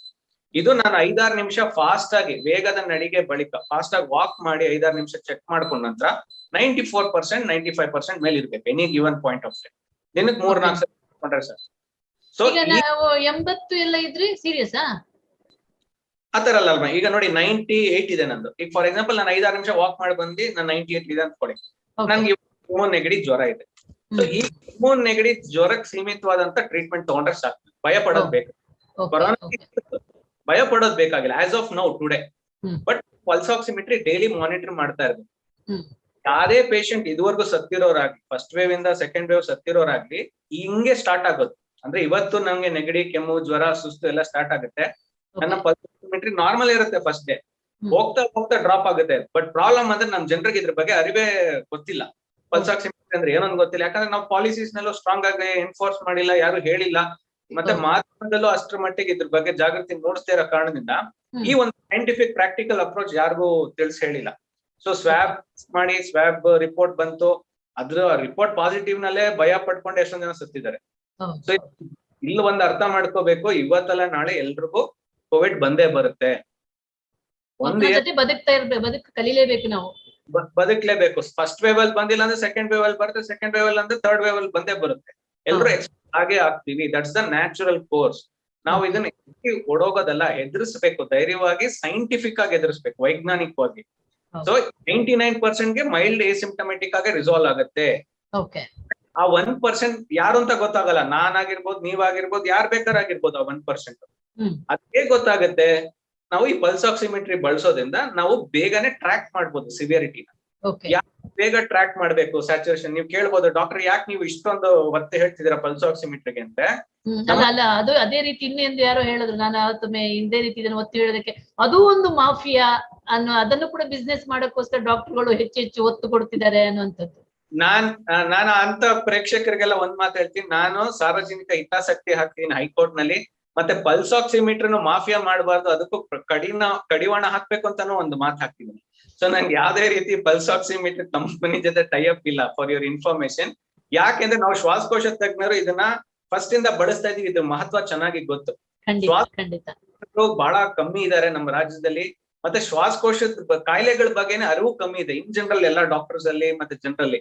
ಹಾಗಾಗಿ ಇದು ಬಗ್ಗೆ ಯಾರಿಗೂ ಅಷ್ಟು ಗೊತ್ತಿಲ್ಲದೆ ಇರೋ ಕಾರಣದಿಂದ ನಾವು ಒತ್ತು ಇದನ್ನೇ ಹೇಳ್ತಾ ಇದ್ವಿ. ಸೊ ನೀವು ಅದೇ ನಾನು ಕಂಟಿನ್ಯೂಯಿಂಗ್ ಅದೇ ವಿಷಯಕ್ಕೆ ಬಂದ್ರೆ, ಯಾಕೆ ಸ್ಯಾಚುರೇಷನ್ ಹೇಳ್ತೀವಂದ್ರೆ, ಶ್ವಾಸಕೋಶ ಇನ್ಫೆಕ್ಷನ್ ಉಲ್ಬಣ ಆಗ್ಲಿಕ್ಕೆ ಸ್ಟಾರ್ಟ್ ಆದಾಗ, ಅಂದ್ರೆ ಮೈಲ್ಡ್ ಇಂದ ಮಾಡರೇಟ್ ಹೋಗ್ತಿದ್ದಂಗೆ ನಮ್ಮ ಸ್ಯಾಚುರೇಷನ್ ಫಸ್ಟ್ ಡ್ರಾಪ್ ಆಗುತ್ತೆ. ನೀವೇನ್ ಸಿಟಿ ಸ್ಕ್ಯಾನ್, ಬ್ಲಡ್ ಟೆಸ್ಟ್ ಎಲ್ಲ ಮಾಡಿಸ್ತೀರಾ, ಅದೆಲ್ಲ ನಾನ್ ಸ್ಪೆಸಿಫಿಕ್. ಬಟ್ ಈ ಸ್ಯಾಚುರೇಷನ್ ನಮ್ಮ ಗಾಳಿ ಏನ್ ಆಮ್ಲಜನಕ ತಗೋತಾ ಇದೀವಿ ನ್ಯಾಚುರಲ್ ಆಗಿ, ಮತ್ತೆ ನಮ್ಮ ರಕ್ತ ಇದು ಕರೆಕ್ಟ್ ಆಗಿ ಮಿಕ್ಸ್ ಆಗ್ತಿದ್ಯಾ ಇಲ್ವಾ ಅಂತ ಹೇಳ ಫಸ್ಟ್ ಪಾಯಿಂಟ್ ನಮ್ ಪಲ್ಸ್ ಆಕ್ಸಿಮೀಟರ್. ಸೊ ನನ್ನ ಸಿವಿಯರಿಟಿನ ನಾನು ಬೇಗ ಅಸೆಸ್ ಮಾಡ್ಕೋಬಹುದು ಪಲ್ಸ್ ಆಕ್ಸಿಮೀಟರ್. ಪಲ್ಸ್ ಆಕ್ಸಿಮೀಟರ್ ಬೇಗ ಅಸೆಸ್ ಮಾಡ್ಕೊಂತಿದ್ದಂಗೆ ನಾನು ಅವಾಗ ಮಾತ್ರೆಗಳನ್ನ ಬಿಟ್ಟು ಇಂಜೆಕ್ಷನ್ ಗಳ ಕಡೆ ಬರ್ಬೇಕಾಗುತ್ತೆ. ಅಂದ್ರೆ ಆಸ್ಪತ್ರೆಗೆ ಬರೋದು, ಆಕ್ಸಿಜನ್ ತಗೊಳ್ಳೋದು, ಇಂಜೆಕ್ಷನ್ ಗಳು ತಗೊಳ್ಬೇಕಾಗುತ್ತೆ. ಅದು ಎಲ್ಲಾ ತರದ ಇಂಜೆಕ್ಷನ್ಸ್, ಒಂದ್ 3-4 ಇಂಜೆಕ್ಷನ್ಸ್ ಎಲ್ಲ ಇದೆ, ಫ್ಲೂಯಿಡ್ಸ್ ತಗೋಬೇಕಾಗುತ್ತೆ. ಯಾಕೆ ತಗೋಬೇಕಂದ್ರೆ ಆ ಕರೆಕ್ಟ್ ಟೈಮ್ ತಗೊಂಡಾಗ ನಮ್ಮ ಸಾವು ನೋವು ಕಮ್ಮಿ ಆಗುತ್ತೆ. ಬಟ್ ನಮ್ ದೇಶದಲ್ಲಿ ಅದು ಹಾಗೇ ಇಲ್ಲ. ಯಾರು ಸ್ಯಾಚುರೇಷನ್, ವೆರಿ ಫ್ಯೂ ಪೇಷಂಟ್ಸ್. ನೀವು 100ರಲ್ಲಿ ಆಸ್ಪತ್ರೆ 100 ಜನ ಬರೋದಿದ್ರೆ 90 to 93% ಸ್ಯಾಚುರೇಷನ್ ಬರೋರು ಕೇವಲ ಒಂದ್ 5-6 ಜನ ಮಾತ್ರ. ಇನ್ನೆಲ್ಲರೂ 80%, 70%, 60%, 50% ಈ ತರ ಸ್ಯಾಚುರೇಷನ್ ಬರ್ತಾ ಇದ್ದಾರೆ. ಎಲ್ರು ಕೇಳಿದ್ರೆ ಒಂದೇ, ಮಾಧ್ಯಮದಲ್ಲೆಲ್ಲ ರಿಪೋರ್ಟರ್ಸ್ ಗಳು ಹೋಗಿ ಕೇಳಿದ್ರೆ ಹೇಳೋದು ಒಂದೇ, ನಮ್ ಚೆನ್ನಾಗಿ ನಡೀತಾ ಇದೆ ಸರ್, ಇವತ್ತು ಬಂದೆ ಸಂಜೆ ಸತ್ತೋದ್ರು, ಡಾಕ್ಟರ್ ನರ್ಸಸ್ ಸರಿಗ್ ನೋಡ್ಕೊಂಡಿಲ್ಲ, ಹಾಗಾಯ್ತು ಹೀಗಾಯ್ತು, ಎಲ್ಲ ಒನ್ ಸೈಡೆಡ್ ರಿಪೋರ್ಟ್ ಹೋಗ್ತಾ ಇದೆ. ಯಾರು ಮಾಧ್ಯಮದ ರಿಪೋರ್ಟರ್ ಕೂಡ ವಾಪಸ್ ಅವ್ರಿಗೆ ತಿರುಗಿ ಕೇಳ್ತಾ ಇಲ್ಲ, ನೀವು ಬಂದಾಗ ಸ್ಯಾಚುರೇಷನ್ ಇಷ್ಟು, ಮನೇಲಿ ಏನ್ ಮಾಡ್ತಿದ್ರಿ ಇಷ್ಟ ದಿವಸ, ಪಲ್ಸ್ ಆಕ್ಸಿಮೀಟರ್ ಟ್ರ್ಯಾಕ್ ಮಾಡ್ಕೋತಿದ್ರ, ರೋಗ ಉಲ್ಬಣ ಆಗೋರ್ಗು ಏನ್ ಮಾಡ್ತಿದ್ರಿ ಅಂತ ಒಬ್ಬ ರಿಪೋರ್ಟರ್ ಕೂಡ ಇದುವರೆಗೂ ಯಾವ ಪಬ್ಲಿಕ್ ಕೇಳಿಲ್ಲ. ಇಲ್ಲಿ ಪ್ರಾಬ್ಲಮ್ ಅದು, ಒಂದು ಪಬ್ಲಿಕ್ ಏನ್ ತೊಂದ್ರೆ ಮಾಡ್ತಿದ್ದಾರೆ, ವ್ಯವಸ್ಥೆ ಏನ್ ತೊಂದ್ರೆ ಆಗ್ತಿದೆ, ಎರಡು ಸರಿ ಮಾಡ್ಕೊಂಡ್ರೆ ಮಾತ್ರ ನಾವ್ ಈ ಸಮಸ್ಯೆ ಮಾಡ್ಬೋದು. ಇಲ್ಲಿ ಜನ ಬೇಗ ಅರ್ಥ ಮಾಡ್ಕೊಂಡು ಬೇಗ ಬಂದು ತೋರ್ಸ್ಕೊಂಡು ವಾರ್ಡ್ ನಲ್ಲೇ ಡಿಸ್ಚಾರ್ಜ್ ಆಗ್ಬೋದು, ಅವ್ರ ICU ಬರೋ ನೆಸಿಟಿನೇ ಇರೋದಿಲ್ಲ. ನಾನು ಅದಕ್ಕೂ ಫೇಸ್ಬುಕ್ ಪೋಸ್ಟ್ ಅಲ್ಲಿ ಅಪ್ಡೇಟ್ ಮಾಡಿದೀನಿ. ಸ್ಯಾಚುರೇಷನ್ ಡ್ರಾಪ್ ಆಗ್ತಿದಂಗೆ ಬಂದು ವಾರ್ಡ್ ನಲ್ಲೇ ಟ್ರೀಟ್ಮೆಂಟ್ ತಗೊಳ್ಳಿ, 5-6 ದಿವಸಕ್ಕೆ ಡಿಸ್ಚಾರ್ಜ್ ಆಗಿ. ನೀವು ಲೇಟ್ ಆಗಿ ಬಂದು ವಾರಾನ್ಗಟ್ಲೆ ICU ಇದ್ದು ಲಕ್ಷಾಂತರ ರೂಪಾಯಿ ಬಿಲ್ ಕಟ್ಟೋ ಅವಶ್ಯಕತೆ ಏನಕ್ಕೆ ಬರ್ಬೇಕಾಗ್ತದೆ? ಡಾಕ್ಟರ್, ಒಂದು ಕ್ವಶನ್ ಏನಂದ್ರೆ, ಈಗ ನೀವು ಶ್ವಾಸಕೋಶ ತಜ್ಞರು, ನಿಮ್ಗೆಲ್ಲ ಗೊತ್ತಿದೆ, ಆದ್ರೆ ಹೆಚ್ಚಿನ ವೈದ್ಯರಿಗೇನೆ ಇಂಥ ಕನ್ಫ್ಯೂಷನ್, ಅವರಿಗೆ ಕನ್ಫ್ಯೂಷನ್, ಏನ್ ಮದ್ದು ಕೊಡ್ಬೇಕು, ಏನ್ ಟ್ರೀಟ್ಮೆಂಟ್ ಕೊಡ್ಬೇಕು. ಅದ್ರಲ್ಲೂ ಈಗ ಗ್ರಾಮೀಣ ಭಾಗದಲ್ಲಿ ಮತ್ತೆ ಪ್ರಾಬ್ಲಮ್ ಆಗಿರೋದ್ರಿಂದ ಅವರಲ್ಲೂ ಕೂಡ ಮಾಹಿತಿ ಕೊರತೆ. ಆಮೇಲೆ ಎಷ್ಟೋ ಆಸ್ಪತ್ರೆಗಳಲ್ಲಿ ಡಾಕ್ಟರ್ಗಳೆಲ್ಲ, ನರ್ಸ್ಗಳೇ, ಕಂಪೌಂಡರ್ಗಳೇ ಕೆಲಸ ಮಾಡ್ಬೇಕಾಗತ್ತೆ. ಹೇಗೆ ಇದನ್ನ ನಿಭಾಯಿಸೋದು? ಈಗ ಇವರಿಗೆಲ್ಲ ಯಾವಾಗ ಎಜುಕೇಟ್ ಮಾಡೋದು, ಹೇಗೆ ಎಜುಕೇಟ್ ಮಾಡೋದು? ಅಲ್ಲ, ಅದಕ್ಕೆ ನಾನು ಮತ್ತೆ ಹೇಳ್ತಾ ಇರೋದು, ಇಲ್ಲಿರೋದು ಒಂದೇ ವೈರಸ್. ಸೊ ನಾವು ಸ್ವಲ್ಪ ಪ್ರಾಕ್ಟಿಕಲ್ ಅಪ್ರೋಚ್ ಆಗಿ ಇಳಿಬೇಕಾಗುತ್ತೆ. ನಾವು 1 ವರ್ಷದಿಂದ ನೋಡ್ತಿರೋದು ಒಂದೇ ವೈರಸ್. ನಾವೇನಾದ್ರು 2-3 ವೈರಸ್ ನೋಡಿದ್ರೆ ಕನ್ಫ್ಯೂಸ್ ಆಗೋಣ ಅಥವಾ ಡೌಟ್ ಪಡೋಣ ಟೆಸ್ಟ್ ಮೇಲೆ. ಬಟ್ ಏನಾಗ್ತಿದೆ, ಏನೇನೋ test, typhoid test, malaria test ಎಲ್ಲ ಮಾಡ್ಕೊಂಡು ಟೈಮ್ ವೇಸ್ಟ್ ಮಾಡೋದು, CT ಸ್ಕ್ಯಾನ್ ಮಾಡಿಸೋದು, ಬ್ಲಡ್ ಟೆಸ್ಟ್ ಮಾಡಿಸೋದು, ಜನ ಬಿಡ್ತಾರೆ. ಮತ್ತೆ ಸ್ವಾಬ್ ನೆಗೆಟಿವ್ ಬಂದ್ರೆ ಕರೋನಾನೇ ಇಲ್ಲ ಅನ್ಕೊಳ್ಳೋರು ಜನರು ಇವತ್ತು ಇದ್ದಾರೆ. ಅಂದ್ರೆ 40% ಫಾಲ್ಸ್ ನೆಗೆಟಿವ್ಸ್ ಇದೆ, ಅದು ಕೊರೋನಾ ಇರುತ್ತೆ ಅಂತ ನಾವೆಲ್ಲ 40%? Yes, nearly 30 to 40% false negatives. Corona ಇದ್ದು ನೆಗೆಟಿವ್ ರಿಪೋರ್ಟ್ ಬರೋದು 30-40% ಇವತ್ತು ಕೂಡ ಇದೆ. ಅಂದ್ರೆ ಅದ್ರಲ್ಲಿ ಎಷ್ಟೊಂದ್ ಜನ ಮೈಲ್ಡ್ ಸಿಂಪ್ಟಮ್ಯಾಟಿಕ್ ಇರ್ತಾರೆ, ನಾವು ಅವ್ರ ಬಗ್ಗೆ ತಲೆ ಕೆಡ್ಸ್ಕೊಳ್ಳಲ್ಲ, ಯಾಕಂದ್ರೆ ಅವ್ರು ನಾಟ್ ಗೋಯಿಂಗ್ ಟು ಡೈ. ಇಲ್ಲಿ ಪ್ರಾಬ್ಲಮ್ ಆಗೋದಂದ್ರೆ ಯಾರು ಉಲ್ಬಣ ಆಗ್ತಿದೆ ನೋಡಿ, ರೋಗ ಉಲ್ಬಣ ಆಗ್ತಿದೆ, ಅವ್ರಲ್ಲಿ ನೆಗೆಟಿವ್ ಬಂದು ಅವ್ರು ನಂಬಕ್ಕೆ ಹೋಗಲ್ಲ. ಇವ್ರು ಸುಮ್ನೆ ಹೇಳ್ತಿದ್ದಾರೆ ಆಸ್ಪತ್ರೆ ಬೆಡ್ ಕಾಲಿದೆ ಅಂತ ಹೇಳ್ತಿದ್ದಾರೆ, ಅಥವಾ ಸುಮ್ನೆ ಎದುರಿಸ್ತಾ ಇದಾರೆ, ಈ ತರ ಮನೋಭಾವನೆಗೆ ಹೋಗ್ತಾರೆ. ಈ ತರ ತುಂಬಾ ಪೇಷಂಟ್ಸ್ ಇದಾರೆ. ಪತ್ರಕರ್ತರು ಕೂಡ ಬಂದಿದ್ದಾರೆ ನಮ್ಮ ಹತ್ರ, ಕೆಲವರು ಫಾಲ್ಸ್ ಅಂದ್ರೆ ಸ್ವಾಬ್ ನೆಗೆಟಿವ್ ಇಟ್ಕೊಂಡು ಉಲ್ಬಣ ಬಂದು ಡೌಟ್ ಪಡೋದು, ಮತ್ತೆ ಮನೆಗೆ ಹೋಗಿ ತಿರುಗಿಸಿ ನೆಕ್ಸ್ಟ್ ಡೇ ಬಂದು ಅಡ್ಮಿಟ್ ಆದವರು ಇದಾರೆ. ಇನ್ನೊಂದಷ್ಟು ಜನರಿಗೆ ಸ್ಪ್ರೆಡ್ ಮಾಡಿ ಅಲ್ಲ, ಯಾಕೆ ಇದಾಗಿದೆ ಅಂದ್ರೆ ನಾವು ಸೈನ್ಸ್ ತಿಳಿಸಿ ಹೇಳಿಲ್ಲ ಇದುವರೆಗೂ. ನಾವು ಬರೀ ಒಂದು ಕೊರೋನಾ ಇಂದ ಓಕೆ ಮಾಸ್ಕ್ ಹಾಕೋಬೇಕು, ಸೋಷಿಯಲ್ ಡಿಸ್ಟೆನ್ಸಿಂಗ್ ಅದೆಲ್ಲ ಖಂಡಿತ ಮಾಡ್ಬೇಕು, ಅದ್ರ ಜೊತೆಗೆ ಈ ಸೈನ್ಸ್ ನು ಹೇಳ್ಬೇಕು. ಈ ಸ್ವಾಬ್ ಎಷ್ಟರ ಮಟ್ಟಿಗೆ ಇದು ಫಾಲ್ಸ್ ಪಾಸಿಟಿವ್, ಫಾಲ್ಸ್ ನೆಗೆಟಿವ್ ಬರುತ್ತೆ, ಎಷ್ಟರ ಮಟ್ಟಿಗೆ ಇದು ಸ್ವಾಬ್ ಕಾಯ್ಬೇಕಾ, ಇಲ್ಲ ಸ್ಯಾಚುರೇಷನ್ ಡ್ರಾಪ್ ಆಗ್ತಿದ್ದಂಗೆ ಬರ್ಬೇಕಾ, ಪಲ್ಸ್ ಆಕ್ಸಿಮೆಟ್ರಿ ಬಗ್ಗೆ ಮಹತ್ವ ತಿಳಿಸೋದು, ಮತ್ತೆ ಪ್ರಾಕ್ಟಿಕಲ್ ಅಪ್ರೋಚ್. ಈ BU ನಂಬರ್ ಜನರೇಟ್ ಆಗೋದ್ರಲ್ಲಿ ಡಿಲೇ, ಅಂದ್ರೆ ಬ್ಯಾಂಗ್ಳೂರ್ ಅರ್ಬನ್ ನಂಬರ್, ನಮ್ಮ BBMP ಆತರ ಸುಮಾರು ಒಂದು ಸಿಸ್ಟಮಿಕ್ ಫೇಲ್ಯೂರ್ಸ್ ನೆಲ್ಲ ಸರಿ ಮಾಡ್ಕೊಂಡು ಜನರು ಕೂಡ ಬೇಗ ಬಂದು ವ್ಯವಸ್ಥೆನೂ ಸರಿಗೆ ಹೊಂದಾಣಿಕೆ ಆಗಿ ಮಾಡಿದ್ರೆ ಬಹಳಷ್ಟು ಸಾವು ನಾವು ಕಮ್ಮಿ ಮಾಡಬಹುದು. ಆಮೇಲೆ ಇನ್ನೊಂದೀಗ ಪ್ರತಿಯೊಂದಕ್ಕೂ ಸಿಟಿ ಸ್ಕ್ಯಾನ್ ಅಂತಿದ್ದಾರೆ. ಕೆಲವರಿಗೆ ಈಗ ನೆಗೆಟಿವ್ ಇದ್ರೂನು ಸಿಟಿ ಸ್ಕ್ಯಾನ್ ಅಂತ. ಈ ಸಿಟಿ ಸ್ಕ್ಯಾನ್ ಎಷ್ಟು ಪರಿಣಾಮಕಾರಿ ಈ ಕೊರೋನಾ ಟೆಸ್ಟಿಂಗ್ ಅಲ್ಲಿ? ನೋಡಿ, ಫಸ್ಟ್ ಆಫ್ ಆಲ್ ನಾನು ಹೇಳೋದಾದ್ರೆ, ನಿಮ್ಮ ಸ್ಯಾಚುರೇಷನ್ ಪಲ್ಸ್ ಆಕ್ಸಿಮೀಟರ್ 94-95% ಇದ್ದು ಸಣ್ಣ ಪುಟ್ಟ ಕೆಮ್ಮು, ನೆಗಡಿ, ಜ್ವರಕ್ಕೆ ಯಾವುದೇ ತರ CT ಸ್ಕ್ಯಾನ್ ಬೇಕಿಲ್ಲ, ಯಾವುದೇ ತರ ಬ್ಲಡ್ ಟೆಸ್ಟ್ ಬೇಕಿಲ್ಲ. ಆ ಬ್ಲಡ್ ಟೆಸ್ಟ್ ಏನ್ ಮಾರ್ಕರ್ಸ್ ಎಲ್ಲ ಬರುತ್ತೆ, ಇಟ್ಸ್ ಸೆಲ್ಫ್ ಲಿಮಿಟಿಂಗ್. ಅಂದ್ರೆ ಇವತ್ತು ಜಾಸ್ತಿ ಆಗಿ ನೆಕ್ಸ್ಟ್ 7-10 ಡೇಸ್ ಅಲ್ಲೇ ಕಮ್ಮಿ ಆಗ್ಬಿಡುತ್ತೆ ಆಟೋಮೆಟಿಕ್ ಆಗಿ. ನಮ್ಗೆ ಬೇಕಾಗಿರೋದು ಒಂದೇ, ನೀವು ಉಲ್ಬಣ ಆಗ್ತಿದ್ಯೋ ಇಲ್ವೋ ಅಂತ, ಅಂದ್ರೆ ಇನ್ಫೆಕ್ಷನ್ ಸಿವಿಯರ್ ಆಗ್ತಿದ್ಯೋ ಇಲ್ವೋ ಅಂತ ಗೊತ್ತಾಗ್ಲಿಕ್ಕೆ ಪಲ್ಸ್ ಆಕ್ಸಿಮೀಟರ್ ಫಾಲ್ ಆಗ್ಬೇಕು, ರೀಡಿಂಗ್ಸ್ ಡೌನ್ ಆಗ್ಬೇಕು, ಅಷ್ಟೇ ಬೇಕಾಗುತ್ತೆ. ನೀವು ಇನ್ನೊಂದು ಪ್ರಶ್ನೆ, ಸ್ವಾಬ್ ನೆಗೆಟಿವ್ ಬಂದಾಗ ಯಾಕೆ CT ಸ್ಕ್ಯಾನ್ ಮಾಡಿಸ್ತಾರೆ ಅಂದ್ರೆ, ಒಂದು ಇನ್ಶೂರೆನ್ಸ್ ಪರ್ಪಸ್ ಮಾಡಿಸ್ತಾರೆ. ಅಂದ್ರೆ ಸ್ವಾಬ್ ನೆಗೆಟಿವ್ ಇದ್ದು ಇದನ್ನ ಕೊರೋನಾ ಅಂತ ಎವಿಡೆನ್ಸ್, ಎಲ್ಲಾನು ಎವಿಡೆನ್ಸ್ ಬೇಕಲ್ವಾ ಈಗ ಜನರಿಗೆ, ಕೋರ್ಟ್ಗೆ, ಇನ್ಶೂರೆನ್ಸ್ಗೆ. ಸೊ ಆ ಎವಿಡೆನ್ಸ್ ಸಲುವಾಗಿ ನಾವು ಮಾಡ್ತೀವಿ ಹೊರತು ನಮಗ್ ಗೊತ್ತಿದೆ ಅದು ಕೊರೋನಾ ಅಂತ. ಬಟ್ ಜನರಿಗೂ ಒಂದು ಎವಿಡೆನ್ಸ್ ಬೇಕು. ಡಾಕ್ಟರ್ ಏನಪ್ಪ ಸುಮ್ನೆ ಏನೋ ಎದುರಿಸ್ತಾರೆ ಹೇಳ್ತಾರೆ ಅಂತ ಒಂದು, ಮತ್ತೆ ಅಟೆಂಡರ್ಸ್ ಗೆ ಒಂದು ಬೇಕು, ಹೌದು ಕೊರೋನಾ ಅಂತ ಹೇಳಲಿಕ್ಕೆ. ಸೊ ಲೀಜನ್ಸ್, ಕೊರಾಟ್ ಸ್ಕೋರಿಂಗ್ ಲೀಜನ್ಸ್ ಎಲ್ಲ ತೋರಿಸ್ತದೋ, ಮತ್ತೆ ಈ court legal procedures, insurance purpose ಗೆ. ಆಮೇಲೆ ಇನ್ನೊಂದು ಡಾಕ್ಟ್ರೆ, ಈಗ ಸೆಲ್ಫ್, ಈಗ ನನಗೆ ಸ್ವಲ್ಪ ಶೀತ ಜ್ವರ ಬಂತು ಅಂತ ನಾವೇ ಹೋಗಿ ಸಿಟಿ ಸ್ಕ್ಯಾನ್ ಮಾಡಿ, ನನಗೆ ಸಿಟಿ ಸ್ಕ್ಯಾನ್ ಮಾಡಿ. ಯಾಕಂದ್ರೆ ಈಗ ಈಗಿನ ಪರಿಸ್ಥಿತಿಯಲ್ಲಿ ಸಿಟಿ ಸ್ಕ್ಯಾನೇ ಎಲ್ಲದಕ್ಕೂ ಅದೊಂದು ಪಕ್ಕಾ ಪ್ರೂಫ್, ನನ್ಗೆ ಇದೆಯಾ ಇಲ್ವಾ ಅಂತ ಹೇಳುವಂಥದ್ದು. ಇದ್ರ ಅಪಾಯ ಇದೆಯಾ? ಈ ರೀತಿ ಮಾಡೋದ್ರಿಂದ ಹೇಗೆ ಜನರಿಗೆ ಅದ್ರ ಬಗ್ಗೆ ಏನಾದ್ರು ತಿಳುವಳಿಕೆ ಕೊಡೋದು ಹೇಗೆ ಅವರಿಗೆ? ಬಹಳಷ್ಟು ಜನರಿಗೆ ಗೊತ್ತಿಲ್ಲ, ಬಹಳ ಖುಷಿಯಾಗಿ ಸಿಟಿ ಸ್ಕ್ಯಾನ್ ಮಾಡಿಸ್ಕೊತಾ ಇದಾರೆ, ಹೋಗ್ಬಿಟ್ಟು ಕ್ಯೂ ನಲ್ಲಿ ನಿಂತ್ಕೊಂಡೆಲ್ಲ. ಒಂದು ಸಿಟಿ ಸ್ಕ್ಯಾನ್ 300 ಎಕ್ಸ್ರೇ ಸಮ. 300 300 ಎಕ್ಸ್ರೇಸ್ ಏನ್ ಒಂದು ಎಕ್ಸ್ಪೋಜರ್ ಆಗುತ್ತೆ ಅಷ್ಟು ಸಮ ಒಂದು ಸಿಟಿ ಸ್ಕ್ಯಾನ್. ಸೊ ಅನಾವಶ್ಯಕವಾಗಿ ಸಿಟಿ ಸ್ಕ್ಯಾನ್ ಮಾಡಿಸಬಾರ್ದು. ಫಸ್ಟ್ ಆಫ್ ಆಲ್ ಏನಾಗಿದೆ, ಇದೊಂದು ರಾಂಗ್ ಮೆಸೇಜ್ ಸ್ಪ್ರೆಡ್ ಆಗ್ಬಿಟ್ಟಿದೆ ವಾಟ್ಸ್ಆಪ್ ಅಲ್ಲಿ, ಖಂಡಿತ ಸಿಟಿ ಸ್ಕ್ಯಾನ್ ಮಾಡಿಸಿ ಅಂತ. ಯಾಕಂದ್ರೆ ಪಲ್ಸ್ ಆಕ್ಸಿಮೀಟರ್ ಏನು ಕಮರ್ಷಿಯಲ್ ವ್ಯಾಲ್ಯೂ ಇಲ್ಲ, ಇದ್ರಲ್ಲಿ ದುಡ್ಡಿಲ್ಲ, ಅದಕ್ಕೆ ಯಾರು ಮಾತಾಡ್ತಿಲ್ಲ ಇದ್ರ ಬಗ್ಗೆ. ಇದ್ರ ಬಗ್ಗೆ ಮಾತಾಡ್ತಿಲ್ಲ ಅಂದ್ರೆ ಇದು ಲೈಫ್ ಲಾಂಗ್ ಟೆಸ್ಟ್ ಇದು. ಮತ್ತೆ ಮನೇಲಿ 5 ಜನಕ್ಕಿದ್ರೆ ಒಂದು ಪಲ್ಸ್ ಆಕ್ಸಿಮೀಟರ್ ಎಷ್ಟು ಇದು ವ್ಯಾಲ್ಯೂಬಲ್ ನೋಡಿ. ಅದಕ್ಕೆ ಇದ್ರ ಬಗ್ಗೆ ಯಾರು ಮಾತಾಡ್ತಿಲ್ಲ. This no money involved here. ಇನ್ನೊಬ್ರು ಕೇಳಿದ್ರೆ ಇದು ಕಮರ್ಷಿಯಲ್, ಎಲ್ಲಿದೆ ಕಮರ್ಷಿಯಲ್ ಆಸ್ಪೆಕ್ಟ್? 800 ರೂಪಾಯಿ ಇತ್ತು ಪ್ಯಾಂಡಮಿಕ್ ಸ್ಟಾರ್ಟ್ ಆದಾಗಿದ್ದು. 800 ರೂಪಾಯಿ ಇದ್ದು ಒಂದ್ ಮನೆ ಮಂದಿ 5 ಜನಕ್ಕಿದ್ರೆ ಲೈಫ್ ಲಾಂಗ್ ಟೆಸ್ಟ್. ಇವತ್ತಲ್ಲ ನಾಳೆ ಇನ್ನೊಂದ್ ವೇವ್ ಬರ್ಬೋದು, 3-4 ವರ್ಷ ಬಿಟ್ಟು ಇನ್ನೊಂದ್ ತರ ವೈರಸ್ ಬರ್ಬೋದು. ಅವಾಗ್ಲೂ ಇದೆ ನನ್ನ ಬ್ರಹ್ಮಾಸ್ತ್ರ. ನಾನು ಏನು ಜುಲೈ ಆಗಸ್ಟ್ ಇಂದ ಹೇಳ್ತಾ ಇದೀನಿ, ಅವಾಗ್ಲೂ ಹೇಳ್ತೀನಿ, ಇವತ್ತು ಹೇಳ್ತೀನಿ, ನಾಳೆನೂ ಹೇಳ್ತೀನಿ, ಇದೇ ನನ್ನ ಬ್ರಹ್ಮಾಸ್ತ್ರ. ಇನ್ನೊಂದು ಕ್ವಶನ್ ಇದೆ.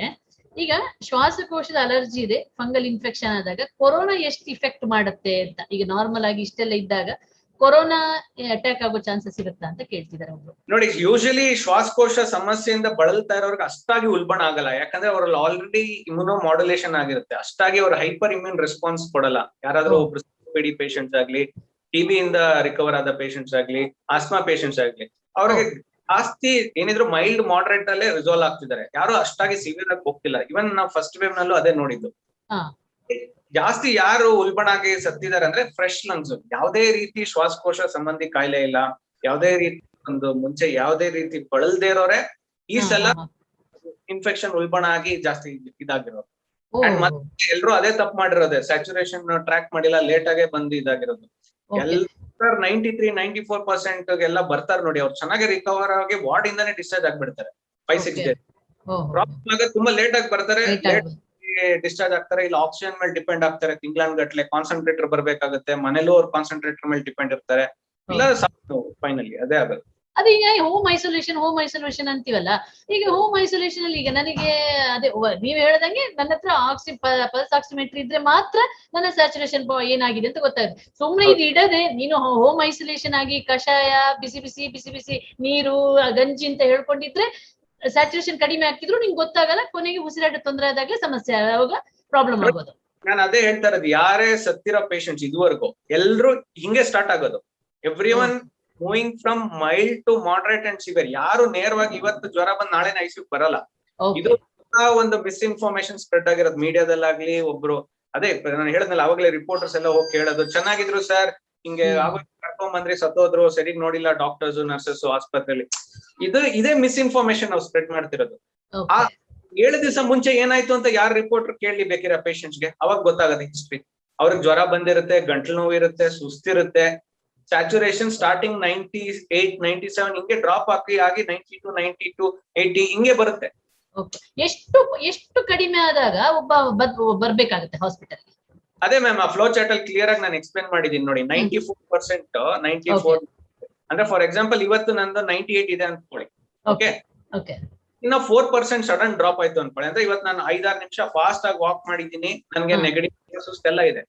ಇವತ್ತು 98 ಸ್ಯಾಚುರೇಷನ್ ಇದೆ, ನಾನು ಡಾಕ್ಸಿ ಮಾತ್ರೆ ತಗೊಂಡಿದ್ದೀನಿ, ಐವರ್ಮೆಕ್ಟಿನ್ ತಗೊಂಡಿದ್ದೀನಿ, ಕ್ಲಾಪಿಲೆಟ್ ಮಾತ್ರೆ ತಗೊಂಡಿದ್ದೀನಿ, ವಿಟಮಿನ್ ಸಿ ಎಲ್ಲ ತಗೊಂಡಿದ್ದೀನಿ, ನೀರು ಕುಡಿತಾ ಇದೀನಿ, ಚೆನ್ನಾಗಿದ್ದೀನಿ. ಬೆಳಗ್ಗೆ ಎದ್ದ ಕೂಡಲೇ ನಾನು ವಾಕ್ ಮಾಡಿದ್ಮೇಲೆ ಸ್ಯಾಚುರೇಷನ್ 4%, 5% ಕಮ್ಮಿ, ಅಂದ್ರೆ 94-93 ಬಂತು ಅನ್ಕೊಳ್ಳಿ. That means cytokine storm start ಆಗೋ ಸೂಚನೆ ಇದೆ. ಸೈಟೋಕೈನ್ ಸ್ಟಾರ್ಮ್ ಸೂಚನೆ ಅಂದ್ರೆ ನಮ್ಮ ಆಂಟಿಬಾಡೀಸೇ ನಮ್ ವಿರುದ್ಧ ಓವರ್ ಎಕ್ಸ್ಪ್ರೆಷನ್ ಕೊಡೋದ್ರಿಂದ ಇನ್ಫೆಕ್ಷನ್ ಬಹಳ ತೀವ್ರ ಮಟ್ಟಕ್ಕೆ ಹೋಗೋ ಸೂಚನೆ ಅದು. ಆಗ ನಾವು ಅಡ್ಮಿಟ್ ಮಾಡಿ ಬೇಗ ಇಂಜೆಕ್ಷನ್ಸ್ ಎಲ್ಲ ಕೊಡೋದ್ರಿಂದ ವಾರ್ಡ್ ನಲ್ಲಿ ಬೇಗ ನಾವು ಗುಣಮುಖರಾಗಿ ಮಾಡ್ಬೋದು, ಬೇಗನೆ ಡಿಸ್ಚಾರ್ಜ್ ಆಗ್ಬೋದು.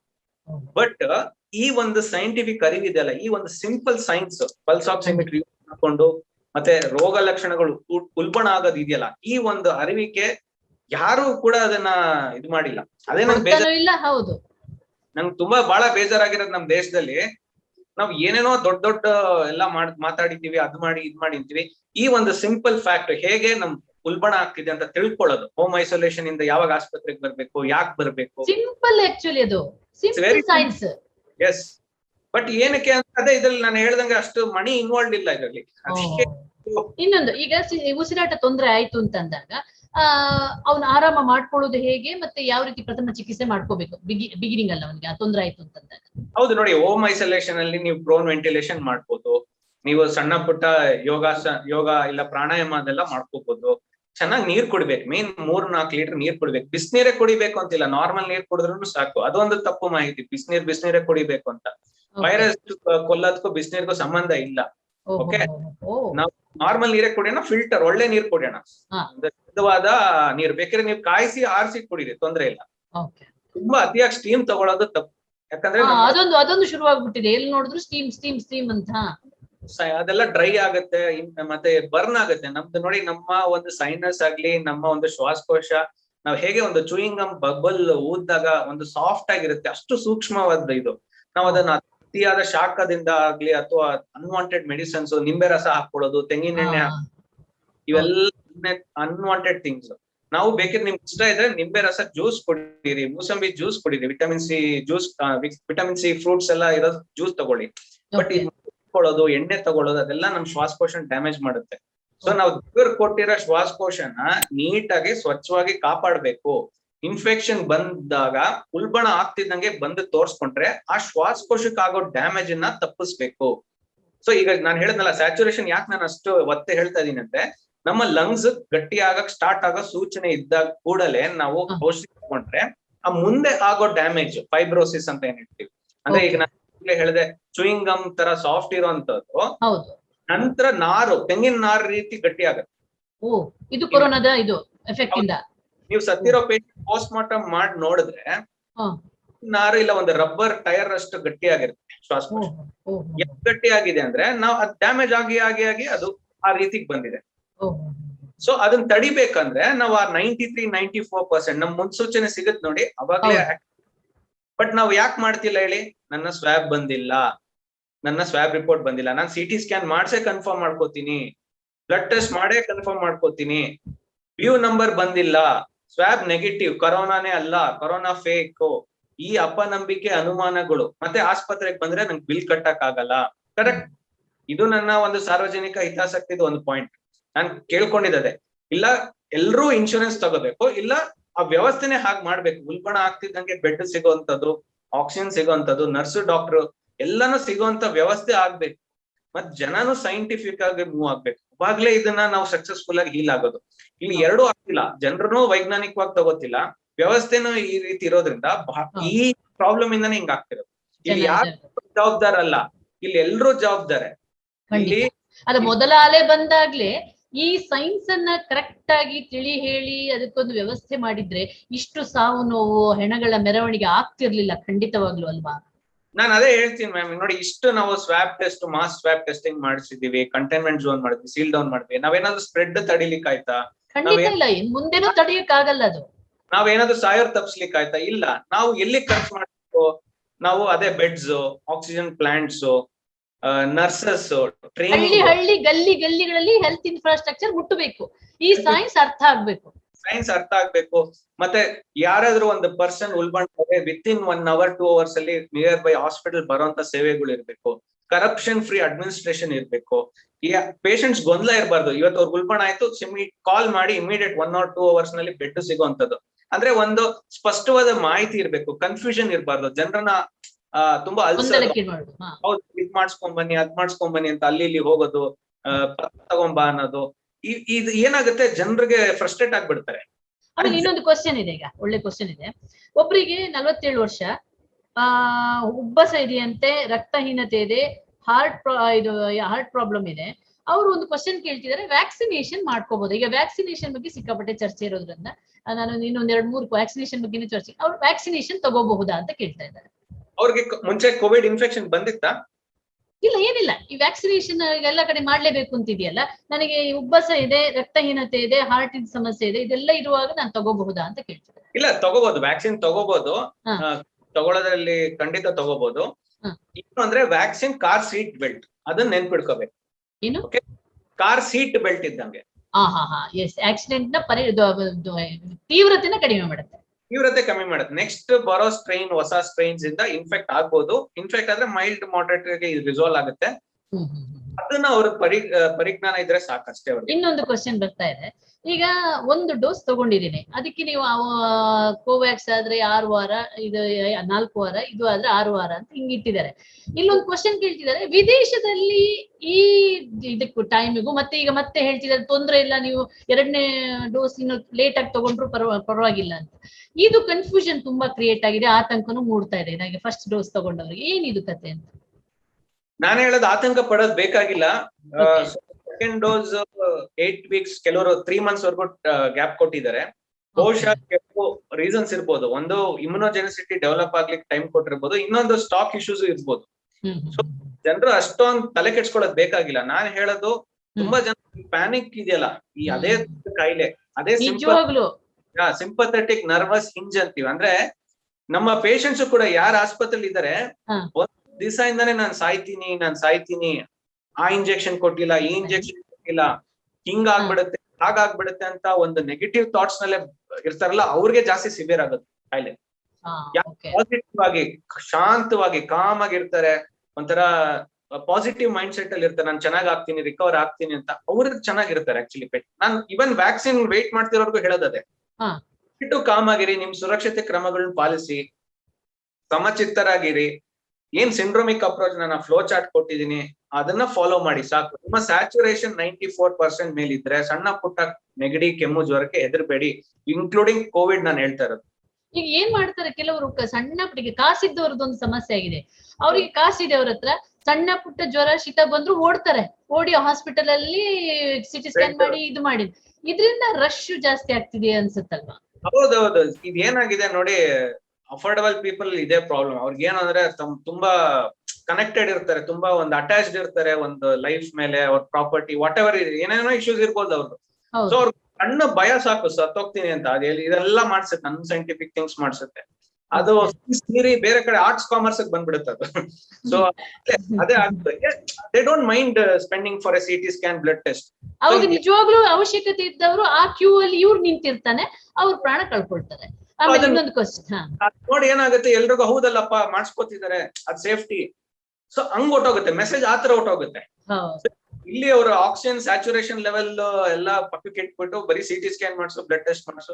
ನನ್ಗೆ ಎಲ್ಲಾ ಪೇಷಂಟ್ ಫಸ್ಟ್ ಮೆಸೇಜ್ ಕಳಿಸ್ತಾರೆ ತುಂಬಾ ಜನ, ಸರ್ ನಾನು ಸಿಟಿ ನೋಡಿ ಬ್ಲಡ್ ರಿಪೋರ್ಟ್. ನಾನು ಅದನ್ನ ಯಾವ್ದು ನೋಡಲ್ಲ, ಫಸ್ಟ್ ನಿಮ್ಮ ಸಿಂಪ್ಟಮ್ಸ್, ರೋಗ ಲಕ್ಷಣಗಳು ಏನಿದೆ ಅಂತ ಹೇಳಿ, ಎಷ್ಟು ದಿವಸದಿಂದ ಇದೆ ಅಂತ ಹೇಳಿ ಅಂತೀನಿ. ಮತ್ತೆ ನಿಮ್ಮ ಪಲ್ಸ್ ಆಕ್ಸಿಮೀಟರ್ 6 ನಿಮಿಷ ವಾಕ್ ಮಾಡಿದ ನಂತರ ಎಷ್ಟಿದೆ ಪಲ್ಸ್ ಆಕ್ಸಿಮೀಟರ್ ರೀಡಿಂಗ್ಸ್, ಅದು ನನಗೆ ಮುಖ್ಯ. That will decide my change in treatment, not your CT scan reports, not your blood reports. ಯಾಕಂದ್ರೆ ಸಿಟಿ ಸ್ಕ್ಯಾನ್ ಇವನ್ ಇನ್ ಮೈಲ್ಡ್ ಪೇಷಂಟ್ಸ್ ಅಲ್ಲೂ ಮಾಡಿದ್ರು ಸಣ್ಣ ಪುಟ್ಟ ಲೀಷನ್ಸ್ ಇರುತ್ತೆ, ಅದು ಸೆಲ್ಫ್ ಲಿಮಿಟಿಂಗ್, ಅಂದ್ರೆ ಅದು ರಿಸಾಲ್ವ್ ಆಗುತ್ತೆ. ಅದನ್ನ ನೋಡ್ಬಿಟ್ಟೆ ನಾನು ಹೆದರ್ಕೊಂಡು ಅಡ್ಮಿಟ್ ಮಾಡುವಂತದ್ದಲ್ಲ. ಓಕೆ, ಸೊ ಡೆಫಿನೆಟ್ಲಿ ಅದಕ್ ಮುಂಚೆನೆ ನನ್ನ ಪಲ್ಸ್ ಆಕ್ಸಿಮೀಟರ್ ಪಿಕ್ ಮಾಡುತ್ತೆ, ನಮ್ಮ ಸಿವಿಯರಿಟಿ ಜಾಸ್ತಿ ಆಗ್ತಿತ್ತು. ತುಂಬಾ ಜನ ಪೇಷಂಟ್ಸ್ ಸಿಟಿ ಸ್ಕ್ಯಾನ್ ನೋಡ್ಕೊಂಡೆ ಎದ್ರಿ ಬಂದು ಬೆಡ್ ಬ್ಲಾಕ್ ಮಾಡಿ ಬೆಡ್ ಅಡ್ಮಿಟ್ ಆಗಿದ್ದಾರೆ. ಸುಮ್ಮನೆ ಅನ್ವಾಂಟೆಡ್ ರೆಮಿಡೆಸಿವಿರ್ ಅದು ಇದು ತಗೊಂಡು ಹೋಗಿದ್ದಾರೆ. ಅನ್ವಾಂಟೆಡ್ ಮೆಡಿಸಿನ್ಸ್, ಅನ್ವಾಂಟೆಡ್ ಅಡ್ಮಿಷನ್ಸ್ ತಡಿಬಹುದು ನಾವು ಸೈಂಟಿಫಿಕ್ ಅಪ್ರೋಚ್ ಮಾಡಿ ಪಲ್ಸ್ ಆಕ್ಸಿಮೀಟರ್ ಮಹತ್ವ ತಿಳಿಸ್ತಾರೆ. ಬಟ್ ಅದ್ ಯಾರಿಗೂ ಬೇಕಿಲ್ಲ.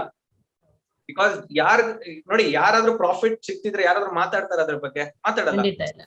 ಸೊ ಅದಕ್ಕೆ ಇಲ್ಲಿ ಯಾರಾದ್ರೂ ಒಬ್ರು ನ್ಯೂಟ್ರಲ್ ಪರ್ಸನ್, ಒಬ್ರು ಇದಾಗಿರೋರು ಇದನ್ನ ಅರ್ಥ ಮಾಡ್ಕೊಂಡು ಕರೆಕ್ಟ್ ಆಗಿ ಡ್ರೈವ್ ಮಾಡುತ್ತೆ, ಒಂದು ಅನ್ವಾಂಟೆಡ್ ಮನಿ ಎಕ್ಸ್ಪೆಂಡಿಚರ್ ತಡಿಬಹುದು ಗವರ್ಮೆಂಟ್ಗೆ. ಅದ್ ಫಸ್ಟ್ ವೇವ್ ಇಂದಾನು ಹೇಳ್ತಾ ಬಂದಿದ್ದೀನಿ ನಾನು. ಅವಾಗ್ಲೇ ಅನ್ವಾಂಟೆಡ್ ಅಡ್ಮಿಷನ್ಸ್, ಮೈಲ್ಡ್ ಎಸಿಂಪ್ಟಮ್ಯಾಟಿಕ್ ತಂದು ಅಡ್ಮಿಟ್ ಮಾಡೋದು ಎಷ್ಟೊಂದು ಲಾಸ್, ಅದು ಗವರ್ಮೆಂಟ್ ಜೀವ ಲಾಸ್, ಸಂಪನ್ಮೂಲದ ಲಾಸ್ ಆಗುತ್ತೆ. ಲಾಸ್. ಅದೇ ದುಡ್ಡು ನಾವು ಸಿಕ್ ಪೇಷಂಟ್ಸ್, ಯಾರು ನಿಜವಾದ ವೆಂಟಿಲೇಟರ್ ಅವಶ್ಯಕತೆ, ICU ಪೇಷಂಟ್ಸ್ಗೆ ನಾವು ಖರ್ಚು ಮಾಡ್ಬೋದು. ಬೇರೆ ರೀತಿ ಮೆಡಿಸಿನ್ಸ್ಗೆ, ಆಕ್ಸಿಜನ್ ಪ್ಲಾಂಟ್ಗೆ, ಈ ರೀತಿ ನಾವು ಯಾವ್ದಕ್ ಮಾಡ್ಬೇಕು ಅದಕ್ ಮಾಡ್ಬೇಕು. ನಾವು ಅದೇ ಅನ್ವಾಂಟೆಡ್ ಖರ್ಚು ಮಾಡಿ ಎಲ್ಲಿದೀವಿ ಫೈನಲಿ, ಇಡೀ ಸಿಸ್ಟಮೇ ಕೊಲ್ಯಾಪ್ಸ್ ಆಗ್ಬಿಡ್ತು. ಮತ್ತೆ ಸ್ಪ್ರೆಡ್ ಆಗೋದು ಹಾಗೆ ಆಯ್ತು, ಆಯ್ತಾನೆ ಇದ್ದಾರೆ. ಅದೇ ಪ್ರಾಬ್ಲಮ್ ಇರೋದು. ಆಮೇಲೆ ಇನ್ನೊಂದು ಕ್ವಶನ್ ಇದೆ, ಎಲ್ಲರ ಹತ್ರ ಒಂದು ಅನುಮಾನ ಇದೆ, ಯಾಕೆ ಕೊರೋನಾ ಪೇಷಂಟ್ ಗಳನ್ನ ತೀರ್ಕೊಂಡವರದ್ದು ಪೋಸ್ಟ್ ಮಾರ್ಟಮ್ ಮಾಡ್ತಾ ಇಲ್ಲ, ಏನ್ ಕಾರಣ? ಆಮೇಲೆ ಏನೇನೋ ಇದೆಯಲ್ಲ ನಿಮ್ಗೆ ಗೊತ್ತಲ್ಲ, ವಾಟ್ಸಪ್ ಗಳಲ್ಲಿ ಏನೇನೋ ಫೇಕ್ ಇದು ಕಿಡ್ನಿ ತೆಗಿತಾರೆ, ಹಾರ್ಟ್ ತೆಗಿತಾರೆ, ಲಂಗ್ ತೆಗಿತಾರೆ. ಲಂಗ್ ಇಲ್ಲ, ಲಂಗ್ ತಗೊಳ್ಳೋದಿಲ್ಲ. ಇದು ಹಿಂಗದೆಲ್ಲ ತಪ್ಪು ಕಲ್ಪನೆಗಳಿವೆ. ಯಾಕೆ ಪೋಸ್ಟ್ ಮಾರ್ಟಮ್ ಮಾಡ್ತಿಲ್ಲ?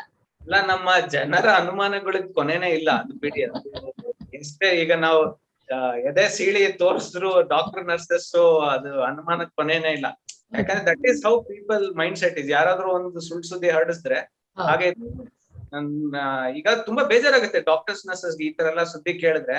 ನಾವು ಪ್ರಾಣ ಒತ್ತೆ ಇಟ್ಟು ಇದೆಲ್ಲ ನೋಡ್ತಾ ಇದೀವಿ, ಮಾಡ್ತಾ ಇದೀವಿ, ಈ ತರ ಮಾತುಗಳು ಕೇಳಕ್ ನಮ್ಗೆ ಬೇಜಾರಾಗುತ್ತೆ ಆಕ್ಚುಲಿ. ಆಕ್ಚುಲಿ ಡಾಕ್ಟರ್ಸ್ ಗಿನ್ನ ನರ್ಸಸ್, ಈ ಹೌಸ್ ಕೀಪಿಂಗ್ ಸ್ಟಾಫ್ಸ್ ಇದಾರೆ, ಅವ್ರು ತುಂಬಾ ಕಷ್ಟಪಟ್ಟಿದ್ದಾರೆ. ನೀವು ನೋಡ್ಬೋದು, ಯಾರಾದ್ರೂ ರಿಲೇಟಿವ್ಸ್ ಅವ್ರ ಹತ್ರ ಬರಲ್ಲ ಪೇಷಂಟ್ಸ್ ಅಡ್ಮಿಟ್ ಆದ್ರೆ. ದೂರ ಮೈಲಿಗಳು ದೂರ ಓಡ್ತಾರೆ. ಅಂತವ್ರನ್ನ ಊಟ ತಿನ್ಸೋದ್ರಿಂದ ಹಿಡ್ದು ಶಿಫ್ಟ್ ಮಾಡೋದು, ಇವನ್ ಇನ್ಕ್ಲೂಡಿಂಗ್ ಕೆಲವು ಪೇಷಂಟ್ಸ್ ಡೈಪರ್ ಚೇಂಜ್ ಮಾಡೋದು, ಎಲ್ಲಾ ರೀತಿ ಅವ್ರು ಮಾಡ್ತಿದ್ದಾರೆ. ಸೊ ನಾವ್ ಈ ರೀತಿ ಒಂದು ತಪ್ಪಾಗಿ ಅದ್ರ ಬಗ್ಗೆ ಮಾತಾಡೋದು, ಏನೋ ಮಾಡ್ತಾರೆ, ಕಿಡ್ನಿ ತಗೋತಾರೆ, ಹಾರ್ಟ್ ತಗೋತಾರೆ, ಅದೆಲ್ಲ ಮಾತಾಡೋದು ಸರಿಯಲ್ಲ. ಅದು ಒಂದು ನಾಗರಿಕ ಸಮಾಜದ ಒಂದು ಇದಲ್ಲ. ಸೊ ನಾವ್ ಯಾವ ಪೇಷಂಟ್ಸ್ಗೂ ಬಾಡಿನ ನಾವು ಅಟೆಂಡರ್ಸ್ಗೆ ಕೊಟ್ಬಿಡ್ತೀವಿ. ಪೇಷಂಟ್ಸ್ಗೆ ಅವರೇ ತಗೊಂಡ್ ಹೋಗಲ್ಲ ಭಯದಿಂದ. ನೀವೇ ಇದು ಕೊಟ್ಬಿಡಿ, BBMP ಇವ್ರು ಕೊಟ್ಬಿಡಿ, ಸುಟ್ಟಾಕ್ಬಿಡಿ, ಎಲ್ಲೋ ನಾವು ಬರಲ್ಲ ಅಂತ ಹೇಳಿದ್ದಾರೆ. ಫಸ್ಟ್ ವೇವ್ ನಲ್ಲೂ ಹೇಳಿದ್ದಾರೆ, ಈಗಲೂ ಎಷ್ಟೊಂದ್ ಜನ ಹೇಳ್ತಾ ಇದ್ದಾರೆ. ನಾವು ಪೇಷಂಟ್ ಡೆತ್ ಆಗಿದ್ ಕೂಡ್ಲೇನೆ ಬಾಡಿ ಹ್ಯಾಂಡ್ ಓವರ್ ಮಾಡ್ತೀವಿ ಅಟೆಂಡರ್ಸ್ಗೆ. ಅವರು ನೆಕ್ಸ್ಟ್ ಡೆತ್ ಸರ್ಟಿಫಿಕೇಟ್ ತಗೊಂಡು ಏನ್ ಸೂಕ್ತ ಕ್ರಮಗಳಿದೆ ಅದು. ಪೋಸ್ಟ್ ಮಾರ್ಟಮ್ ಯಾಕಾಗಲ್ಲ? ಪೋಸ್ಟ್ ಮಾರ್ಟಮ್ ಮಾಡಿ ಏನ್ ಸಿಗುತ್ತೆ ನಿಮ್ಗೆ? It's understood. ಲಂಗ್ಸ್ ಗಟ್ಟಿ ಆಗಿದೆ, ಕೋವಿಡ್ ಇಂದ ಲಂಗ್ಸ್ ಎಲ್ಲ ಹೇಳಿದೀನಿ, ಅಕ್ಯೂಟ್ ರೆಸ್ಪಿರೇಟರಿ ಡಿಸಾರ್ಡರ್ ಅವಶ್ಯಕತೆ ಇಲ್ಲ. ಅಲ್ಲ, ನೀವ್ ಏನ್ ಸಿಗುತ್ತೆ ಹೇಳಿ, ಮಾಡಂಗಿದ್ರೆ ಮಾಡಿ. ಬಟ್ ಏನ್ ಗೊತ್ತಾ, ನೀವು ಅನ್ವಾಂಟೆಡ್ ಎಕ್ಸ್ಪೋಸ್ ಆಗ್ತಾರೆ ಯಾರು ಪೋಸ್ಟ್ ಮಾರ್ಟಮ್ ಮಾಡ್ತಾರಲ್ಲ, expose to high load of virus. ಈಗ ನೋಡಿ, ವೈರಸ್ ಎಲ್ಲ ಮಲ್ಟಿಪ್ಲೈ ಆಗಿ ತುಂಬಾ ಮಲ್ಟಿಪ್ಲೈ ಆಗಿರುತ್ತೆ ಲಂಗ್ಸ್ ಅಲ್ಲಿ. ಡಿಸೆಕ್ಟ್ ಮಾಡಿ ಓಪನ್ ಮಾಡಿದಾಗ ಏರ್ವೇ ಥ್ರೂ ಎಕ್ಸ್ಪೋಸ್ ಆಗ್ತೀರಾ. ಅದು ಪೋಸ್ಟ್ ಮಾರ್ಟಮ್ ಮಾಡೋರು ತುಂಬಾ ಕಡಿಮೆ ಇದ್ದಾರೆ ಸಂಖ್ಯೆಯಲ್ಲಿ. ನಮ್ದು ಕಡಿಮೆ ಅಲ್ಲ, ಅನ್ವಾಂಟೆಡ್ ಮಾಡಿದ್ದಾರೆ. ಫಾರಿನ್ ಅಲ್ಲೆಲ್ಲ ಮಾಡಿ ನಿಮ್ಗೆ ತೋರಿಸಿದ್ದಾರೆ. ಎಷ್ಟು ವಿಡಿಯೋಸ್ ಇದೆ ಯೂಟ್ಯೂಬ್ ಅಲ್ಲಿ. ಖಂಡಿತ ಇದೆ. ಜನರಿಗೆ ಈ ರೀತಿಯ ಅನುಮಾನ ನನ್ಗೆ ಅದು ಬಹಳ ಇದನ್ಸುತ್ತೆ. ಯಾಕಂದ್ರೆ ಇನ್ನೊಂದು, ಈಗ ಈ ಕೊರೋನಾ ರೋಗಕ್ಕಿಂತ ಕೊರೋನಾದ ನಂತರದ ಈಗ ನಾವು ಅಂತಿಮ ಮಾಡೋದಿದೆಯಲ್ಲ, ತುಂಬಾ ತಪ್ಪು ಕಲ್ಪನೆಗಳಿವೆ. ತುಂಬಾ ಅವರು ಹೆಂಗೆಂಗೋ ಬುಲ್ಡೋಸರ್ ಅಲ್ಲಿ ತಂದು ಹಾಕುವಂಥದ್ದು, ಹೆಂಗೆಂಗೋ ಬಿಸಾಡುವಂಥದ್ದು, ಎಲ್ಲೆಲ್ಲೋ ಬಿಸಾಡುವಂಥದ್ದು, ಗಂಗಾ ನದಿಯಲ್ಲಿ ಹೆಣಗಳ ರಾಶಿ. ಯಾಕೆ ಇದ್ರ ಬಗ್ಗೆ ಒಂದು ಸರಿಯಾದ ಮಾಹಿತಿ ಜನರಿಗೆ ಕೊಡ್ತಾ ಇಲ್ಲ? ಏನ್ ನಿಜವಾಗ್ಲೂ ಹೆಣದಿಂದ ಸ್ಪ್ರೆಡ್ ಆಗತ್ತಾ? ಏನಾಗಲ್ಲ. ಹಿಂಗ್ ನೋಡಿ, ವೈರಸ್ ಆಕ್ಟಿವ್ ಆಗೋದು ರೆಸ್ಪಿರೇಟರಿ ಡ್ರಾಪ್ಲೆಟ್ಸ್ ಇಂದ ಬಂದು ನಮ್ಗೆ ಎಂಟರ್ ಆಗಿ ಎಷ್ಟು ರಿಸೆಪ್ಟರ್ಸ್ ಹೊಕ್ಕಿ ಮಲ್ಟಿಪ್ಲೈ ಆಗುತ್ತೆ. ಸೊ ಸತ್ತ ವ್ಯಕ್ತಿ ಏನಾದ್ರೂ ಕೆಮ್ಮುತ್ತಾ, ಸೀನುತ್ತಾ? ಓಕೆ, ಇಲ್ಲ. ಬಟ್ ಅದು ಅರಿವಿಲ್ಲ. ನೋಡಿ, ನಾವು ಭಯ ಯಾವ ರೀತಿ ತಗೊಂಡೋದ್ರೆ ಸೈನ್ಸ್ ಎಲ್ಲ ಮರ್ತೋಗ್ಬಿಡ್ತೀವಿ ನಾವಾಗ. ಸತ್ತಿರೋ ಹೆಣ ಕೆಮ್ಮುವುದಿಲ್ಲ, ಸೀನುವುದಿಲ್ಲ. ಸೊ ಹೇಗೆ ಅದು ನಿಮ್ಗೆ ನಿಂತಿರೋ ವ್ಯಕ್ತಿ ಅಲ್ಲ? ಯಾಕೆ ಇಷ್ಟೊಂದು PPE ಕಿಟ್ ಹಾಕೊಂಡು, ಈ BBMP ಅವರು PPE ಕಿಟ್ ಹಾಕೊಂಡು, ಎಲ್ರೂ PPE ಕಿಟ್ ಹಾಕೊಂಡು ಆ ಹೆಣನ ಅಷ್ಟೊಂದು ನಿಕೃಷ್ಟವಾಗಿ ಮಾಡೋದು ಬೇಕಿಲ್ಲ. ನಾನು ಅದನ್ನು ಒಂದು ಫೋಟೋ ಹಾಕಿದ್ದೆ. ನನ್ನ ಪೇಷಂಟ್ಸ್ ನೇ ಮುಟ್ಟಿದೀನಿ. ನಾನು ಫೇಸ್ಬುಕ್ ನೋಡ್ಬೋದು. ನನ್ನ ಪೇಷಂಟ್ಗೆ ಶೇಕ್ ಹ್ಯಾಂಡ್ ಕೊಟ್ಟಿ, ನಾನ್ ಮಾಸ್ಕ್ ಹಾಕಿದೀನಿ, ನಾನ್ ಸುರಕ್ಷತೆ ಕ್ರಮ ತಗೊಂಡಿದ್ದೀನಿ, ನಾನು ಅವ್ರು ಶೇಕ್ ಹ್ಯಾಂಡ್ ಕೊಟ್ಟಿದ್ದೀನಿ. ಏನಾಯ್ತು? ನಾನು ಮುಟ್ಟೋದಿನ ನಂಗೆ ಕೊರೋನಾ ಬರಲ್ಲ. ನಾನು ಸ್ಯಾನಿಟೈಸ್ ಮಾಡ್ಕೊಂಡು ನನ್ನ ಪಾಡಿಗೆ ನಾನು ಕೆಲಸ ಮಾಡ್ತೀನಿ. ಯಾಕೆ ಅಂದ್ರೆ ಈ ಒಂದ್ ಸ್ಟಿಗ್ಮಾ ಇದೆ ನೋಡಿ, ಆ ಸ್ಟಿಗ್ಮಾ ಅಲ್ಲಿಗೆ ತಗೊಂಡೋಗಿದೆ ನಾನು. ಯಾಕಂದ್ರೆ ಅದೊಂದು ನಿಜವಾಗ್ಲೂ ತುಂಬಾ ಜಾಗೃತಿ ಮೂಡಿಸ್ಬೇಕಾಗಿದೆ. ಯಾಕಂದ್ರೆ ಅದು ಅತ್ಯಂತ ಅಮಾನವೀಯವಾದ ಕೃತ್ಯ ಅಂತ ಅನ್ಸುತ್ತೆ. ಯಾಕಂದ್ರೆ ಈ ಸಿಂಪಲ್ ನಾಲೆಜ್ ಕೂಡ ನಾವು ಜನರಿಗೆ ಕೊಡ್ಲಿಕ್ಕೆ ಆಗ್ಲಿಲ್ಲಲ್ಲ. ಯಾಕೆ ಈ ರೀತಿ ನಾವು ಹೆಣದ ಜೊತೆ ಈ ರೀತಿ ಮಾಡ್ತಾ ಇದೀವಿ ಹೇಳ್ತಿಲ್ಲ. ನಾನ್ ಡಾಕ್ಟರ್ ಚೇತನ್ ಹೇಳ್ತಿಲ್ಲ ಈ ಮಾತು. CDC ಅಮೆರಿಕಾದವರೇ ಹೇಳಿದ್ರು. ಯಾವಾಗ ಲಾಸ್ಟ್ ಇಯರ್ ಹೇಳಿದ್ರು, ಸರ್ಫೇಸ್ ಇಂದ ಅಂದ್ರೆ ಫೋಮೈಟ್ ಟ್ರಾನ್ಸ್ಮಿಷನ್. ಈಗ ನಾವು ಸತ್ತಿರ ಹೆಣ ಮುಟ್ಟೋದ್ರಿಂದ ಆಗ್ಲಿ, ಅವ್ರನ್ನ ಕ್ರಿಮೆಟೋರಿಯಂ ಕರ್ಕೊಂಡು ಹೋಗ್ಬೇಕಾದ್ರೆ ಮಾಡೋದ್ರಿಂದ ಅದರಿಂದ ಹರಡೋದಿಲ್ಲ. ನಾವು ಟಚ್ ಮಾಡೋದು. ಸೊ ನಾನ್ PPE ಕಿಟ್ ಹಾಕೊಂಡು ಇಡೀ ಬಾಡಿ ಕವರ್ ಮಾಡ್ಕೊಂಡು ಬೆವತ್ಕೊಂಡು ಮಾಡೋ ನೆಸಿಟಿ ಇಲ್ಲ. ನಾನ್ PPE ಕಿಟ್ ಆಗಿದ್ ಬರೀ ಒಂದೇ ತಿಂಗಳು. ನನ್ಗೆ ಗೊತ್ತಾಯ್ತು ಆಮೇಲೆ ಇದು ಯಾವ ರೀತಿ ಸ್ಪ್ರೆಡ್ ಆಗುತ್ತೆ ಹೇಗೆ ಅಂತೆಲ್ಲ ಗೊತ್ತಾದ್ಮೇಲೆ I didn't use PPE kit. ನಾನ್ ಕೇವಲ ಒಂದು N95 ಮಾಸ್ಕ್ ಇಲ್ಲ ಟ್ರಿಪಲ್ ಲೇಯರ್ ಮಾಸ್ಕ್ ಬಳಸ್ತಾ ಇರೋದು. ಇವತ್ತು ಕೂಡ ಅದೇ, ಮುಂಚೆನೂ ಅದೇ ಬಳಸಿದ್ದು. ಯಾಕಂದ್ರೆ ಸರ್ಫೇಸ್ ಇಂದ ನಮ್ಗೆ ಕೊರೋನಾ ಬರೋದಿಲ್ಲ. ಸೊ ಫೋಮೈಟ್ ಟ್ರಾನ್ಸ್ಮಿಷನ್ಸ್ ಏನಿದೆ, ಈಗ ಒಂದು ಪೇಷಂಟ್ಸ್ ಹತ್ರ ಆಗ್ಲಿ, ಈಗ ಒಂದು ಡೆಡ್ ಬಾಡಿನೇ ಅನ್ಕೊಳ್ಳಿ, ಈ ವಿಷಯಕ್ಕೆ ಬಂದ್ರೆ, ಸೊ ಅಲ್ಲಿಂದ ಅವ್ರು ಮುಟ್ಟೋದ್ರಿಂದ ನನಗೆ ಬರೋದಿಲ್ಲ. ಅವ್ರನ್ನ ನಮ್ಮ ಶ್ವಾಸಕೋಶದ ಒಂದು ಡ್ರಾಪ್ಲೆಟ್ಸ್ ನಾನು ಅವ್ರ ಮುಟ್ಟಿ ನನ್ನ ಕಣ್ಣು, ಬಾಯಿ, ಮೂಗನ್ ಮುಟ್ಕೊಂಡು ಇದು ಮಾಡಿದ್ರೆ ಮಾತ್ರ ಬರುತ್ತೆ. ಅದು ಏನಕ್ಕೆ ಮಾಡ್ಕೋತೀರಾ? ನಿಮ್ ಪಾಡಿಗೆ ನಿಮ್ ಅಂತಿಮ ವಿಧಿ ವಿಧಾನಗಳನ್ನ ಮಾಡಿ, ಹೂವಾರ ಹಾಕಿ, ನಮಸ್ಕರಿಸಿ ಅದು ಮಾಡೋದ್ರಿಂದ ಯಾವ ರೀತಿ ಸ್ಪ್ರೆಡ್ ಆಗುತ್ತೆ? ಹೇಗಿದ್ರು ಪ್ಯಾಕ್ ಮಾಡಿ ಕೊಡ್ತಾರೆ, ಅದನ್ನ ಹಂಗೆ ತಗೊಂಡೋಗಿ ಹೇಗಿದ್ರು ಪ್ಯಾಕ್ ಮಾಡೇ ಮಾಡ್ತೀವಿ, ಇನ್ನೇನು ಅಂದ್ರೆ ನಾವ್ ಅದೇ ಹೇಳೋದು, ಆ ಒಂದು ತರ ವೈಫೈ ಝೋನ್ ತರ ಮಾಡ್ಕೊಂಡ್ಬಿಟ್ಟಿದೀವಿ. ಒಂದು ಸುತ್ತ ಆಗ್ಲಿ ಅಥವಾ ಅಲ್ಲಿ ಹೋಗೋದ್ರ ಹತ್ರ ಹೋದ್ರೆ, that is how our thinking is. ಅದನ್ನ ಚೇಂಜ್ ಮಾಡ್. ಸೊ ನಾವು ಒಂದು 5-6 ಜನ ಟೀ ಕುಡಿಬೇಕಾದ್ರೆ ಎಲ್ಲಾದ್ರೂ ಒಂದು ಬೇಕರಿ ಹತ್ರ, ಒಂದು ಹೋಟ್ಲ್ ಹತ್ರ ನಮ್ಗೆ ಕೊರೋನಾ ಬರ್ಬೋದು, ಕ್ರಿಮೆಟೋರಿಯನಲ್ಲೇ ಬರುತ್ತೆ ಅನ್ನೋದು ಯಾಕೆ ನಮ್ಮ ಥಾಟ್ಸ್ ಇರುತ್ತೆ.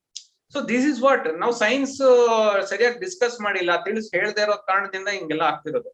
ಅಂಡ್ ಇವನ್ ನೀವು ಲಾಕ್ ಡೌನ್ ಮಾಡಿದ್ರು ಕೂಡ, ಲಾಕ್ ಡೌನ್ ಅಲ್ಲಿ ಎಷ್ಟೊಂದ್ ಜನ ಓಡಾಡ್ತಿರ್ತಾರೆ, ಅಂಗಡಿಗೆ ಹೋಗಿ ಬರ್ತಾರೆ, ಮಾರುಕಟ್ಟೆಗೆ ಹೋಗಿ, ಆಮೇಲೆ 10 ಗಂಟೆ ತನಕ ಜಾತ್ರೆ, ಆಮೇಲೆ ಎಲ್ಲ ಬಂದಂತೆ ಅವಾಗ್ಲೇ ಹರಡುತ್ತೆ. ಮತ್ತೇನ್ ಅದಕ್ಕೆ ನಾನು ಅಷ್ಟು ಲಾಕ್ ಡೌನ್ ಫೇವರ್ ಯಾಕೆ ಇರ್ಲಿಲ್ಲ ಅಂದ್ರೆ ಇದೇ ಕಾರಣಕ್ಕೆ. ನಾವು ಊಟ ಮಾಡದೇ ಇರೋಕ್ಕಾಗತ್ತಾ, ನ್ಯೂಸ್ ಪೇಪರ್ ನೋಡದೇ ಇರಕ್ಕಾಗತ್ತಾ, ಹಾಲ್ ತರದೇ ಇರಕ್ಕಾಗತ್ತಾ, ಏನಾದ್ರೂ ಎಮರ್ಜೆನ್ಸಿಗೆ ಹೋಗ್ದಲೇ ಇರಕ್ಕಾಗತ್ತಾ, ಮೆಡಿಕಲ್ ಎಕ್ವಿಪ್ಮೆಂಟ್ಸ್, ಮೆಡಿಸಿನ್ಸ್, ಸೊ ಅಲ್ಲೂ ಸ್ಪ್ರೆಡ್ ಆಗ್ಬೋದು. ಸೊ ಅದ್ ನಾರ್ಮಲ್ ಡೇ ಆಕ್ಟಿವಿಟೀಸ್ ನಲ್ಲೇ ನಾವು ಸುರಕ್ಷತೆ ಕ್ರಮಗಳು ತಗೊಂಡು ಸೈಂಟಿಫಿಕ್ ಆಗಿ ಅಪ್ರೋಚ್ ಮಾಡ್ಕೊಂಡು ನಾವು ಮಾಡಿದ್ರೆ ನಾವು ಬೇಕಾಗಿಲ್ಲ. ಬಟ್ ನಮ್ ಜನ ಸೈಂಟಿಫಿಕ್ ಆಗಿಲ್ಲ, ಅದಕ್ಕೆ ಲಾಕ್ ಡೌನ್ ಬೇಕಾಗಿತ್ತು. ಹೌದು. ಆಮೇಲೆ ಈವನ್ ಟಿಬಿ ಕೂಡ ಹಾಗೆ ತಾನೇ ಸ್ಪ್ರೆಡ್ ಆಗ್ತಿದ್ದಿತ್ತು. ಏನ್ ಮ್ಯಾಮ್? ಟಿಬಿ ಕೂಡ ಇದೇ ರೀತಿ ಡ್ರಾಪ್ಲೆಟ್ಸ್ ಗಳಿಂದ ಇಂಥದ್ರಲ್ಲೇ ಸ್ಪ್ರೆಡ್ ಆಗ್ತಿದ್ದಿದ್ದಲ್ಲ. ಅವಾಗ ಒಂದು ಸರಿಯಾದ ಮಾಹಿತಿ ಕೊಟ್ಟಿದ್ರಿಂದ ಜನರಿಗೆ ಒಂದು ಜಾಗೃತಿ ಮೂಡಿತ್ತು. ಆದ್ರೆ ಯಾಕೋ ಈ ಕೊರೋನಾದ ಬಗ್ಗೆ ನನ್ಗೆ ಇಲ್ಲೊಂದು ಪ್ರಶ್ನೆ ಕೇಳ್ತಾ ಇದ್ರು, ಈ ಮೆಡಿಕಲ್ ಮಾಫಿಯಾದ ಪರಿಣಾಮದಿಂದ ಇಷ್ಟೊಂದು ಹೆಚ್ಚಳ ಆಗಕ್ ಕಾರಣನಾ ಅಂತ ಕೇಳ್ತಿದ್ದಾರೆ. ಮೆಡಿಕಲ್ ಮಾಫಿಯಾ ಯಾವ ರೀತಿ ನಂಗೆ ಅರ್ಥ ಆಗಿಲ್ಲ. ಈ ಮೆಡಿಸಿನ್ ಗಳ ಅವರ ಇದಕ್ಕೋಸ್ಕರ ಈಗ ಏನಂದ್ರೆ ಹೈಯೆಸ್ಟ್ ಸೆಲ್ಲಿಂಗ್ ಇರುವಂತದ್ದೇ ಕೊರೋನಾ ಮೆಡಿಸಿನ್ ಅಂತ, ಅಂದ್ರೆ ಇನ್ಫೆಕ್ಷನ್ ಜಾಸ್ತಿ ಇದೆ ನ್ಯಾಚುರಲಿ, ಬಟ್ ಇದ್ರಿಂದಾಗಿ ಈ ರೀತಿ ಅಜ್ಞಾನಗಳನ್ನ ಹೆಚ್ಚು ಮಾಡ್ತಾ ಇದೀವಾ ಏನು ಅಂತ, ಮೆಡಿಕಲ್ ಮಾಫಿಯಾದ ಕೈವಾಡ ಇದೆಯಾ? ಇಲ್ಲಿ ನೋಡಿ, ಇಲ್ಲಿ ರೆಮಿಡಿಸಿವಿರ್ ಬ್ಲಾಕ್ ಸ್ಟಾಕ್ ಆಗಿದ್ದು ಎಲ್ರಿಗೂ ಗೊತ್ತು. ಹೌದು. ಸೆಕೆಂಡ್ ವೇವ್ ಸ್ಟಾರ್ಟ್ ಆಗ ಮುಂಚೆನೆ ಆ ಸೂಚನೆ ಬರ್ತಿದಂಗೆ ಬ್ಲಾಕ್ ಸ್ಟಾಕ್ ಆಗೋಗಿತ್ತು, ಎಷ್ಟೊಂದು ರೇಟ್ಸ್ ಜಾಸ್ತಿ ಆಗೋಯ್ತು. ನೋಡಿ, ರೆಮಿಡಿಸಿವಿರ್ದು ಸೈಂಟಿಫಿಕ್ ಇದು ಮೆಸೇಜ್ ಜನರಿಗೆ ಗೊತ್ತಿಲ್ಲ. ಇವತ್ತು ನನಗೆ ಜ್ವರ ಬಂತು ಅಂದ್ರೆ ಇವತ್ತಿಂದ 7 ದಿವಸದೊಳಗೆ ಕೊಟ್ರೆ ಉಪಯೋಗ, 7 ದಿವಸ ಉಪಯೋಗ ಇಲ್ಲ ಅಂದ್ರೆ ನಮ್ಮ ವೈರಲ್ ಫೇಸ್, ಅಂದ್ರೆ ನಮ್ಗೆ ಸಿಂಪ್ಟಮ್ಸ್ ಬಂದಾಗ ನಮ್ ವೈರಲ್ ಫೇಸ್ ಪೀಕ್ ಆಗಿರ್ತಲ್ಲ, ಆವಾಗ ಆಂಟಿವೈರಲ್ ಅವಶ್ಯಕತೆ ಇರೋದು. ಸೊ ಆಂಟಿವೈರಲ್ ಅವಾಗ ತಗೋಬೇಕು ಯಾವಾಗ ನಮ್ಮ ಸ್ಯಾಚುರೇಷನ್ ಡ್ರಾಪ್ ಆಗ್ತಿದೆ, ನಾನು ಮಾಡರೇಟ್ಲಿ ಸಿಕ್ ಆಗ್ತೀನಿ, ಈ 7-8 ದಿವಸದೊಳಗೆ ತಗೊಂಡ್ರೆ ಉಪಯೋಗ ಆಗುತ್ತೆ. ಅದು ಏನು, ನನ್ನ ಸಿವಿಯರಿಟಿ ಕಮ್ಮಿ ಮಾಡ್ಲಿಕ್ಕೆ, ಅಂದ್ರೆ ನನ್ನ ಒಂದು ತೀವ್ರತೆಯನ್ನು ಕಮ್ಮಿ ಮಾಡ್ಲಿಕ್ಕೆ, ನನ್ನ ಹಾಸ್ಪಿಟಲೈಸೇಷನ್ ಡೇಸ್ ಕಮ್ಮಿ ಮಾಡ್ಲಿಕ್ಕೆ, ಮತ್ತೆ ತಕ್ಕ ಮಟ್ಟಿಗೆ ಮಾರ್ಟಾಲಿಟಿ ಬೆನಿಫಿಟ್ ಇದೆ ಅಂತ ನಮ್ಮ ಡಾಕ್ಟರ್ ರವೀಂದ್ರ ಮೆಹ್ತಾ ಒಂದು ಸ್ಟಡಿ ಮಾಡಿದ್ದಾರೆ ಅಪೋಲೋ ಹಾಸ್ಪಿಟಲ್, ಅದರಲ್ಲಿ ಬೆನಿಫಿಟ್ ಇದೆ ಅಂತ ಹೇಳಿದ್ದಾರೆ ವಿತ್ ಸ್ಟೀರಾಯ್ಡ್ಸ್ ಅಂತ. ಸೊ ಅಷ್ಟಕ್ಕೆ ಸೀಮಿತವಾದಂಥದ್ದು. ಬಟ್ ನಾವು ಅದನ್ನ ಔಟ್ ಆಫ್ ಪ್ರಪೋರ್ಷನ್ ಬ್ಲೋ ಮಾಡಿ ಬ್ಲಾಕ್ ಸ್ಟಾಕ್ ಮಾಡಿ, ನೀವು ಯಾವ್ದಾರ ಒಂದು ಐಟಮ್ ನಾವು ಬ್ಲಾಕ್ ಸ್ಟಾಕ್ ಮಾಡಿದ್ರೆ ಅದು ಇಂಪಾರ್ಟೆನ್ಸ್ ಜಾಸ್ತಿ ಆಗ್ಬಿಡುತ್ತೆ. 25,000, 30,000, 40,000 ಡಿಮ್ಯಾಂಡ್ ಜಾಸ್ತಿ ಆಗುತ್ತೆ. ಅವಾಗ ಏನ್ ಅನ್ಸ್ಬಿಡುತ್ತೆ, ಕೊಡ್ತಿದ್ರೆ ಪೇಷಂಟ್ ಸತ್ತೋಗ್ಬಿಡ್ತಾರೆ ಅನ್ನೋ ಸಂಜೀವಿನಿ ತರ ಆಗ್ಬಿಡುತ್ತೆ. ಖಂಡಿತ ಅದು ಉಪಯೋಗ ಇದೆ, ಉಪಯೋಗ ಇಲ್ಲ ಅಂತಲ್ಲ. WHO ಅದನ್ನು ನಿರಾಕರಿಸಿದ್ರು ಕೂಡ ನಮ್ಮ ಶ್ವಾಸಕೋಶ ತಜ್ಞರು ಕರ್ನಾಟಕದಲ್ಲಿ ಯಾರಿದ್ದೀವಿ, ನಾವು ಯೂಸ್ ಮಾಡಿದೀವಿ. ಇವಾಗ ಸ್ಟಾಕ್ ಅಂತೂ ಇಲ್ಲ ಬಿಡಿ, ಯೂಸ್ ಮಾಡಕ್ಕೆ ತುಂಬಾ ಕಷ್ಟ ಆಗಿದೆ. ಮುಂಚೆ ಎಲ್ಲ ಮಾಡಿದ್ರೆ ಬೆನಿಫಿಟ್ಸ್ ಇದೆ, ಟೋಟ್ಲಿ. ಬಟ್ ಕೊಡೋ ಟೈಮ್ಗೆ ಕೊಡೋ ವ್ಯಕ್ತಿಗೆ ಕೊಡ್ಬೇಕು, ಅದು ತೀರ್ಥ ತರ ಎಲ್ಲರಿಗೂ ಕೊಡೋಂಥದ್ದಲ್ಲ. ಸೊ ಮಾಡರೇಟ್ಲಿ ಸಿಕ್ ಆಗ್ತಾರೆ, ಅವ್ರಿಗೆ ಕೊಡ್ಬೇಕು. And at the right time, ಅದೇ ಹೇಳಿದ್ನಲ್ಲ, 7-8 ದಿವಸದೊಳಗೆ ಕೊಟ್ರೆ ಉಪಯೋಗ ಆಗುತ್ತೆ. ಆಮೇಲೆ ಈಗ ಇನ್ನೊಂದು ಆತಂಕ, 3ನೇ ಅಲೆಯ ಆತಂಕ, ಅದ್ರಲ್ಲೂ ಮಕ್ಕಳಿಗೆ ಅಟ್ಯಾಕ್ ಆಗುತ್ತೆ ಅನ್ನುವಂತ ಆತಂಕ. ಹೆತ್ತವರಿಗಂತೂ ಮಕ್ಕಳಿರೋ ಮನೆಯವರಿಗಂತೂ ಮಕ್ಕಳನ್ನ ಕೋಣೆಯಲ್ಲಿ ಹಾಕಿರುವಂತ ಪರಿಸ್ಥಿತಿ ಬಂದಿದೆ. ಹೇಳಿ ಡಾಕ್ಟ್ರೆ, 3ನೇ ಅಲೆ ಬರುತ್ತಾ, ಮಕ್ಕಳನ್ನ ಅಟ್ಯಾಕ್ ಮಾಡುತ್ತಾ? ಇದನ್ನ ಫಸ್ಟ್ ವೇವ್ ಇಂದಾನೆ ಹೇಳ್ಕೊಂಡ್ ಬಂದಿದ್ವಿ, ಮಕ್ಳಿಗೆ ಏನಾಗ್ಬಿಡುತ್ತೆ ಅಂತ. ಮಕ್ಳಿಗೆ ಯಾರಾದ್ರೂ ಒಬ್ಬರಾದ್ರೂ ICU ಅಡ್ಮಿಟ್ ಆಗಿರೋದು ತೋರಿಸಿ ನನಗೆ, ಫಸ್ಟ್ ವೇವ್ ಆಗ್ಲಿ ಸೆಕೆಂಡ್ ವೇವ್ ಅಲ್ಲಿ. ನೋಡಿ, ಮಕ್ಳಿಗೆ ಕೆಮ್ಮು, ನೆಗಡಿ, ಜ್ವರ ಸೀಮಿತನೇ ಆಗಿರೋದು ಫಸ್ಟ್ ವೇವ್ ಸೆಕೆಂಡ್. ಬಹುಶಃ ನಾನು ಅದನ್ನ ಅಲಗಳಿಕ್ ಆಗಲ್ಲ, 3ನೇ ವೇವ್ ನಲ್ಲಿ, 3rd ವೇವ್ ನಲ್ಲಿ ಏನಾದ್ರೂ ತುಂಬಾ ಮ್ಯೂಟೆಂಟ್ ಆಗಿ ಮಕ್ಳಿಗೆ ಹೊಡೆತ ಆಗೋ ಚಾನ್ಸಸ್ ಇರ್ಬೋದು. ಬಟ್ ಮಕ್ಕಳಲ್ಲಿ ಇಮ್ಯುನಿಟಿ ಮೆಚೂರ್ ಆಗಿರೋದು. Okay, so they don't exhibit and hyper immune response. ಅಂದ್ರೆ ಏನು ಈಗ ನಾವು ಅಡಲ್ಟ್ಸ್ ನಲ್ಲಿ, ಇವನ್ ಯಂಗ್ ಪೇಷಂಟ್ಸ್ ಅಲ್ಲಿ ಕಾಣ್ತಾ ಇದೀವಿ, ಹೈಪರ್ ಇಮ್ಯೂನ್ ರೆಸ್ಪಾನ್ಸ್. ಅಂದ್ರೆ ನಮ್ಮ ಆಂಟಿಜನ್ ಯಾವ್ದೇ ಫಾರಿನ್ ಸಬ್ಸ್ಟೆನ್ಸ್ ಬಂದ್ರೆ ಅದಕ್ಕೆ ರೆಸ್ಪಾನ್ಸ್ ಕೊಡೋದು ತುಂಬಾ ಹೇರಳವಾಗಿ ಹೋದ್ರೆ, ಔಟ್ ಆಫ್ ಕಂಟ್ರೋಲ್ ಹೋದ್ರೆ, ಅದಕ್ಕೆ ಹೈಪರ್ ಇಮ್ಯೂನ್ ರೆಸ್ಪಾನ್ಸ್. ಮಕ್ಕಳಲ್ಲಿ ಆ ಫಿನಾಮಿನನ್ ಇಲ್ಲ, ಹಾಗಾಗಿ ಅವರಲ್ಲಿ ಏನೂ ಒಂದು ಸಾವು ನೋವು ಕಂಡಿಲ್ಲ ಇದುವರೆಗೂ. ಬಟ್ ಮ್ಯೂಟೇಟೆಡ್ ಸ್ಟ್ರೈನ್ಸ್ ಅಲ್ಲಿ ಹೇಳಲಿಕ್ಕೆ ಆಗಲ್ಲ. ಬಟ್ ಕೂಡ ಮ್ಯಾಕ್ಸಿಮಮ್ ಏನಾಗ್ಬೋದು, ಅವರು ವಾರ್ಡ್ ಬರ್ದಿ ಒಂದು ಏನೋ ಬೇದಿ ಆಗ್ಬೋದು, ಡ್ರಿಪ್ಸ್ ಮೂಲಕ ಔಷಧಿ ಹೋಗ್ಬೋದು, ಆಂಟಿವೈರಲ್ ಕೊಟ್ಟಿದ ತಕ್ಷಣ ಫೀವರ್ ಕಮ್ಮಿ ಆಗ್ಬೋದು, ನೆಗಡಿ, ಕೆಮ್ಮು, ಜ್ವರ ಈ ರೀತಿ ಸಿಂಪ್ಟಮ್ಸ್ ಅದ್ ಮುಂಚೆ ಇರೋ ವೈರಲ್ ಡಿಸೀಸ್ಗೂ ಬರ್ತಿತ್ತು. ಇವರಿಗೂ ಅದೇ ಆಕ್ಸಿಮೀಟರ್ ಅನ್ನೇ ಬಳಸ್ಬೇಕಾ ಮಕ್ಕಳಿಗೂ ಕೂಡ? ಮಕ್ಕಳಲ್ಲಿ 6 ವರ್ಷ ಕಮ್ಮಿ ಇರೋರಿಗೆ ಮಕ್ಕಳಲ್ಲಿ ಆಕ್ಸಿಮೀಟರ್ ಅಷ್ಟಾಗಿ ಅದು ಪ್ರೋಬ್ ಪಿಕ್ ಆಗಲ್ಲ. ನಾನು ಅದೇ ಆಕ್ಸಿಮೀಟರ್ ಚೆಕ್ ಮಾಡೋ ವಿಧಾನನೂ ಸರಿ ಇರ್ಬೇಕು. ತುಂಬಾ ಜನ ಇದನ್ನ ಒಂದು ಇದ್ರ ಬಗ್ಗೆ ವಿರುದ್ಧವಾಗಿ ವಿಡಿಯೋಗಳು ಮಾಡಿ ಇದನ್ನ ನಂಬೇಡಿ ಹಾಗೆ ಹೇಗೆ ಅಂತ ಮಾಡಿದ್ದಾರೆ. ಇದನ್ನ ಸರಿಯಾದ ಮೆಷಿನ್ ತಗೋಬೇಕು. ಕೆಲವು China made faulty pulse oximeter ಬಳಸಬಾರ್ದು. ಬ್ಯಾಟ್ರಿ ಚೆಕ್ ಮಾಡ್ಕೋಬೇಕು, ಕರೆಕ್ಟ್ ಆಗಿ ಬ್ಯಾಟ್ರಿ ಇದೆಯಾ, ವರ್ಕ್ ಆಗ್ತಿದ್ಯಾ, ಬಿದ್ದಿರ್ಬಾರ್ದು, ಬಿದ್ದಿ ಒಡೆದೋಗಿರ್ಬಾರ್ದು. ಮತ್ತೆ ವೇವ್ ಪ್ಯಾಟರ್ನ್ ಅಂತ ಬರುತ್ತೆ. ನೀವು ಆಕ್ಸಿಮೀಟರ್ ಚೆಕ್ ಮಾಡಿದಾಗ ಇಲ್ಲೊಂದ್ ಕೆಳಗೊಂದು ವೇವ್ ಬರುತ್ತೆ, ವೇವ್ ಪ್ಯಾಟರ್ನ್. ಆ ವೇವ್ ಪ್ಯಾಟರ್ನ್ ಅದು ಬಂತು ಅಂದ್ರೆ ಕರೆಕ್ಟ್ ಆಗಿ ಪಲ್ಸಟೈಲ್ ವೇವ್ ಅಂದ್ರೆ ರಕ್ತನಾಳ ಕರೆಕ್ಟ್ ಆಗಿ ರೀಡ್ ಆಗ್ತಿದೆ ಅಂತ. ಸೊ ಇದನ್ನೆಲ್ಲ ನೋಡ್ಕೊಂಡ್ ಮಾಡ್ಬೇಕು. ಸೊ ಮಕ್ಕಳಿಗೆ ಬೇರೆ ತರದ ಪಲ್ಸ್ ಆಕ್ಸಿಮೀಟರ್ ಇದೆ ಆಸ್ಪತ್ರೆ ಬಳಸುವಂತದ್ದು ಪ್ರೋಬ್. ಸೊ ಮಕ್ಕಳಲ್ಲಿ 6 years ಕೆಳಗಡೆ ಕಷ್ಟ, 6 years 8 years ಮೇಲ್ಪಟ್ಟವ್ರಿಗೆ ನಾವು ಇದೇ ಪಲ್ಸ್ ಆಕ್ಸಿಮೀಟರ್ ಯೂಸ್ ಮಾಡ್ಬೋದು. ಬಟ್ ಅಗೇನ್ ಅದೇ ನಾವು ಮತ್ತೆ ಎಷ್ಟೇ ಹೇಳಿದ್ರು ಕೂಡ ಅದು ಇನ್ನೊಂದು ಭಯನೇ ಇನ್ನೊಂದ್ ದಿಕ್ಕ ಕರ್ಕೊಂಡ್ ಹೋಗ್ಬಿಡುತ್ತೆ. ಅವಾಗ ಇನ್ಯಾವ ತರ ಟೆಸ್ಟ್ ಮಾಡ್ಸಿ ಅಂತ ಏನಾದ್ರು ವಾಟ್ಸಪ್ ಅಲ್ಲಿ ಯೂಟ್ಯೂಬ್ ಅಲ್ಲಿ ಹರಿದಾಡ್ಬೋದು. ಇನ್ನೊಂದ್ ರೀತಿನಲ್ಲೇ ಆತಂಕ. ಯೂಟ್ಯೂಬ್ ವಾಟ್ಸಪ್ ಸರ್ವಜ್ಞರಿಗೆ ಅದನ್ನೇ ನೋಡ್ಕೊಂಡು ತಮ್ಮ ಜೀವನನ ಅಪಾಯಕ್ಕೆ ತಳ್ಳುವವರಿಗೆ ಕೊನೆಯದಾಗಿ ಏನ್ ಸಂದೇಶ ಕೊಡ್ತೀರಾ? ಯಾಕಂದ್ರೆ ಈ ಫೇಕ್ ನ್ಯೂಸ್ ಗಳನ್ನೇ ನಾವು, ಯಾಕಂದ್ರೆ ಲಾಕ್ ಡೌನ್ ಫುಲ್ ಫ್ರೀಯಾಗಿ ಕೂತಿದೀವಿ ಮನೆಯಲ್ಲಿ, ಇಡೀ ಟೈಮ್ ಪಾಸಿಗೆ ಮೊಬೈಲ್ ಒಂದೇ ನಮ್ಮಲ್ಲಿ ಇರೋದು, ಏನೇನೋ ನ್ಯೂಸ್ ಗಳು ಬರ್ತಾ ಇರ್ತವೆ. ಇಂಥವರಿಗೆ ಏನ್ ಕಿವಿ ಮಾತನ್ನ ಹೇಳಕ್ ಇಷ್ಟಪಡ್ತೀನಿ? ನಾನ್ ಹೇಳೋದು ಎಲ್ಲಾ ಮಾಧ್ಯಮದವರು ಜನರಿಗೆ ಅಷ್ಟೇ, ಯಾರು ಪೇಷಂಟ್ಸ್ ಅಂದ್ರೆ ರೋಗಿಗಳನ್ನ ಸಾವು ನೋವು ನೋಡಿದ್ದಾರೆ, ಅವರ ದುಃಖಗಳನ್ನ ನೋಡಿದ್ದಾರೆ, ಅವ್ರು ಯಾವ ರೀತಿ ಮೈಲ್ಡ್, ಮಾಡರೇಟ್, ಸಿವಿಯರ್ ಅಂತ ಅರ್ಥ ಮಾಡ್ಕೊಂಡಿದ್ದಾರೆ, ಯಾವ ರೀತಿ ಕಣ್ಣಾರೆ ಇದನ್ನೆಲ್ಲ ನೋಡಿ ಟ್ರೀಟ್ ಮಾಡಿದ್ದಾರೆ, ಅರ್ಥ ಮಾಡ್ಕೊಂಡಿದ್ದಾರೆ, ಆ ತರ ತಜ್ಞರು, ಶ್ವಾಸಕೋಶ ತಜ್ಞರು ಮತ್ತೆ ಫಿಸಿಷಿಯನ್ಸ್ ಯಾರು ನೋಡಿದಾರೆ ಅವ್ರ ಮಾತಕ್ಕೆ ಮಹತ್ವ ಕೊಡಿ. ಈಗ ಏನಾಗುತ್ತೆ, ಎಲ್ರು ಡಾಕ್ಟರ್ ಆಗ್ಬಿಟ್ರೆ ಇದೇ ಪ್ರಾಬ್ಲಮ್ ಆಗುತ್ತೆ. ನಾನ್ ಡಾಕ್ಟರ್ ಆಗೋದ್ರಲ್ಲಿ ತಪ್ಪೇನಿಲ್ಲ, ಬಟ್ ಸರಿಯಾಗಿ ವಿಷಯ ತಿಳ್ಕೊಳ್ಳಿ.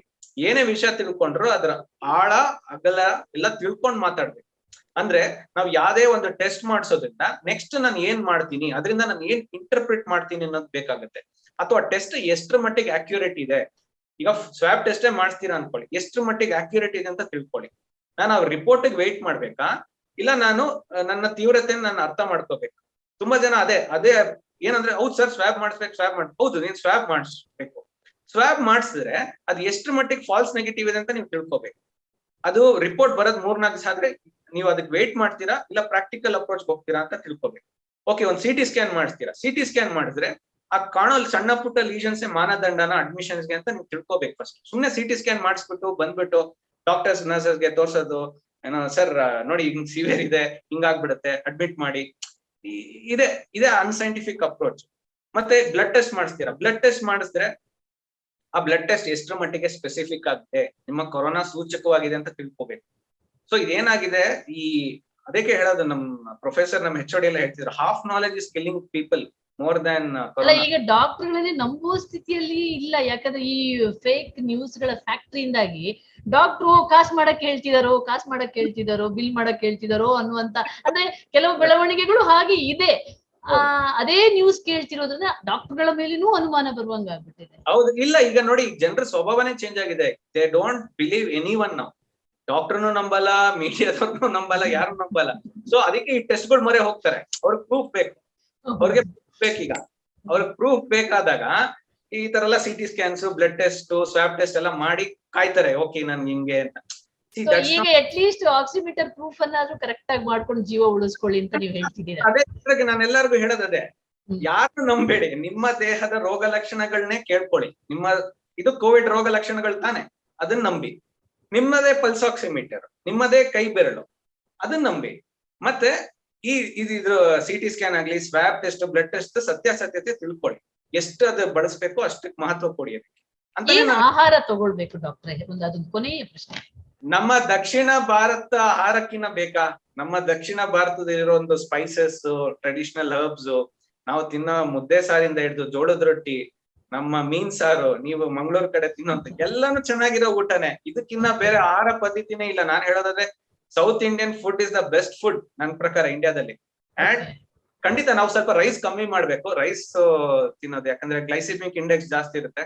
ನಾವು ವರ್ಕೌಟ್ ಮಾಡಿದ್ರೆ ಸಾಕು ಮ್ಯಾಮ್. ನಾವು 1 hour 2 hours ಬೆವರು ಬರಂಗ್ ವರ್ಕೌಟ್ ಮಾಡೋದು. ಆಮೇಲೆ ಇನ್ನೊಂದು ಯಾರೋ ಹೇಳ್ತಿದ್ರು ಜಿಮ್ ಮಾಡೋರಿಗೆ ಸ್ವಲ್ಪ ಜಾಸ್ತಿ ಬರ್ತದೆ. ಈಗ ಯುವಕರೆಲ್ಲ ಸಾಯೋದಕ್ಕೆ ಒಂದು ಒಳ್ಳೆಯ ಜೀವನ ಶೈಲಿ ಇಲ್ಲದಿರೋದು, ಮತ್ತೆ ಜಿಮ್ ಗಳೆಲ್ಲ ಮಾಡಿರೋದ್ರಿಂದ ಅದೇನೋ ಉತ್ಪತ್ತಿ ಆಗುತ್ತಂತೆ ದೇಹದಲ್ಲಿ, ಹಾಗಾಗಿ ಕೊರೋನಾ ಯುವಕರು ಈಗ ಹೆಚ್ಚು ಸಾವಿಗೀಡಾಗ್ತಿದ್ದಾರೆ ಅನ್ನುವಂಥದ್ದು. ಇಲ್ಲ ನೋಡಿ, ನೀವು ಯಾರೇ ಫಿಟ್ ಪರ್ಸನ್ ನೋಡಿ, ಇವನ್ ಅಕ್ಷಯ್ ಕುಮಾರ್ ಯಾರಿದ್ದಾರೆ ಬಾಲಿವುಡ್ ಆಕ್ಟರ್, ಸಚಿನ್ ತೆಂಡೂಲ್ಕರ್, ಯಾರಾದ್ರೂ ಸಾವನ್ನಪ್ಪಿದಾರ? ಅವರೆಲ್ಲರಿಗೂ ಮೈಲ್ಡ್ ಸಿಂಪ್ಟಮ್ಸ್ ಬಂದೇ ಹೋಗುತ್ತೆ.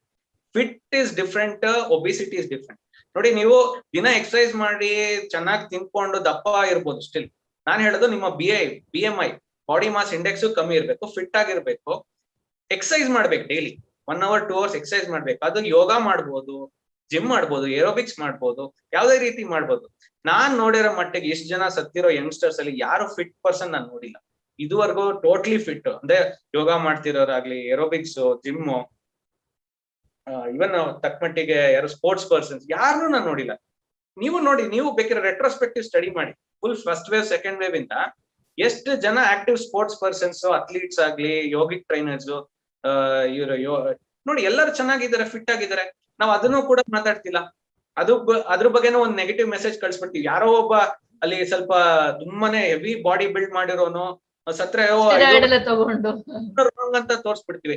ನೀನ್ ಇನ್ನ 99.9% ಚೆನ್ನಾಗಿರೋರ್ ಬಗ್ಗೆ ಮಾತಾಡಲ್ಲ, ನಾವ್ ಅದನ್ನ ನೋಡ್ತೀವಿ. ಸೊ ನಾವು ನೆಗೆಟಿವ್ ಥಾಟ್ಸ್ ಜಾಸ್ತಿ ನಮ್ಗೆ.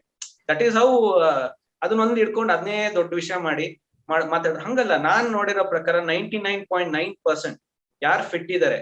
ನಾನ್ ಕೂಡ ಫೇಸ್ಬುಕ್ ಅಲ್ಲಿ ಪೋಸ್ಟ್ ಹಾಕಿದೀನಿ, ನಾನ್ ಡೈಲಿ 1 hour ಜಿಮ್ ಮಾಡ್ತೀನಿ, ಹಾಗಾಗಿ ನಾನ್ ಧೈರ್ಯವಾಗಿ ಆಸ್ಪತ್ರೆಗೆ ಹೋಗ್ತಾ ಇರೋದು, ಪೇಷಂಟ್ಸ್ ನೋಡ್ತಾ ಇರೋದು. ಯಾಕಂದ್ರೆ ನಂಗೆ ಅದೇ ದೊಡ್ಡ ಇಮ್ಯುನಿಟಿ. ಉತ್ತಮ ದಕ್ಷಿಣ ಭಾರತದ ಆಹಾರದ ಜೊತೆಗೆ ನನ್ನ ಒಂದು ವ್ಯಾಯಾಮ ಡೈಲಿ ಏನ್ ಮಾಡ್ತೀನಿ, ಅದೇ ನನ್ನ ದೊಡ್ಡ ರೋಗ ನಿರೋಧಕ ಶಕ್ತಿ. ಸೊ ಅದಕ್ಕೆ ಇಂಪಾರ್ಟೆನ್ಸ್ ಕೊಡೋಣ ನಾವು.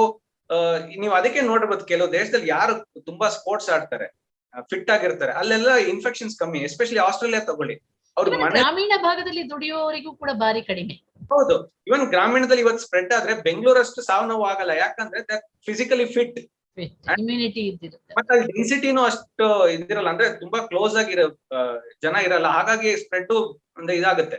ಸೊ ಇದೆಲ್ಲ ಒಂದು ಫ್ಯಾಕ್ಟರ್ಸ್. ನಮ್ದು ಒಂದು ನ್ಯಾಚುರಲ್ ಒಂದು ಗಾಳಿ ಬೆಳಕು, ಸೂರ್ಯನ ಬೆಳಕು ಬರೋದು, ಕ್ರಾಸ್ ವೆಂಟಿಲೇಷನ್, ಇದೆಲ್ಲ ನಾವು ಮಾತಾಡ್ಬೇಕು. ನಾವು ಅದೇ ತುಂಬಾ ಹೈಫೈ ಥಿಂಗ್ಸ್ ಮಾತಾಡ್ತಿದೀವಿ, ಸಿಂಪಲ್ ಟ್ರೂತ್ಫುಲ್ ಥಿಂಗ್ಸ್ ಬಿಟ್ಬಿಟ್ಟು ತುಂಬಾ ಹೈಫೈ ಥಿಂಗ್ಸ್ ಮಾತಾಡ್ತಿದೀವಿ. ಅದೇ ಪ್ರಾಬ್ಲಮ್ ಆಗಿದೆ.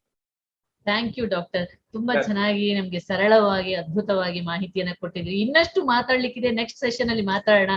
ಆದ್ರೆ ಒಂದು ಮಾತ್ರ ತಿಳ್ಕೊಳ್ಳಿ, ಒಂದು ನಿಮ್ಮ ದೇಹ ಅದಕ್ಕೆ ಬಂದಂತ ಕಾಯಿಲೆಯನ್ನ ವೈಜ್ಞಾನಿಕವಾಗಿ ತಿಳ್ಕೊಳ್ಳಿ. ಕಾಯಿಲೆ ಬಂತು ಅಂದ್ರೆ ಅದನ್ನ ವೈಜ್ಞಾನಿಕವಾಗಿ ಚಿಕಿತ್ಸೆ ಪಡೆಯುವಂತ ತಿಳ್ಕೊಳ್ಳಿ. ಸಿಂಪಲ್ ಆಗಿ ಆಕ್ಸಿಮೀಟರ್ ಅನ್ನ ನಿಮ್ ಮನೇಲಿ ಯಾವಾಗ್ಲೂ ಇಟ್ಕೊಳ್ಳಿ.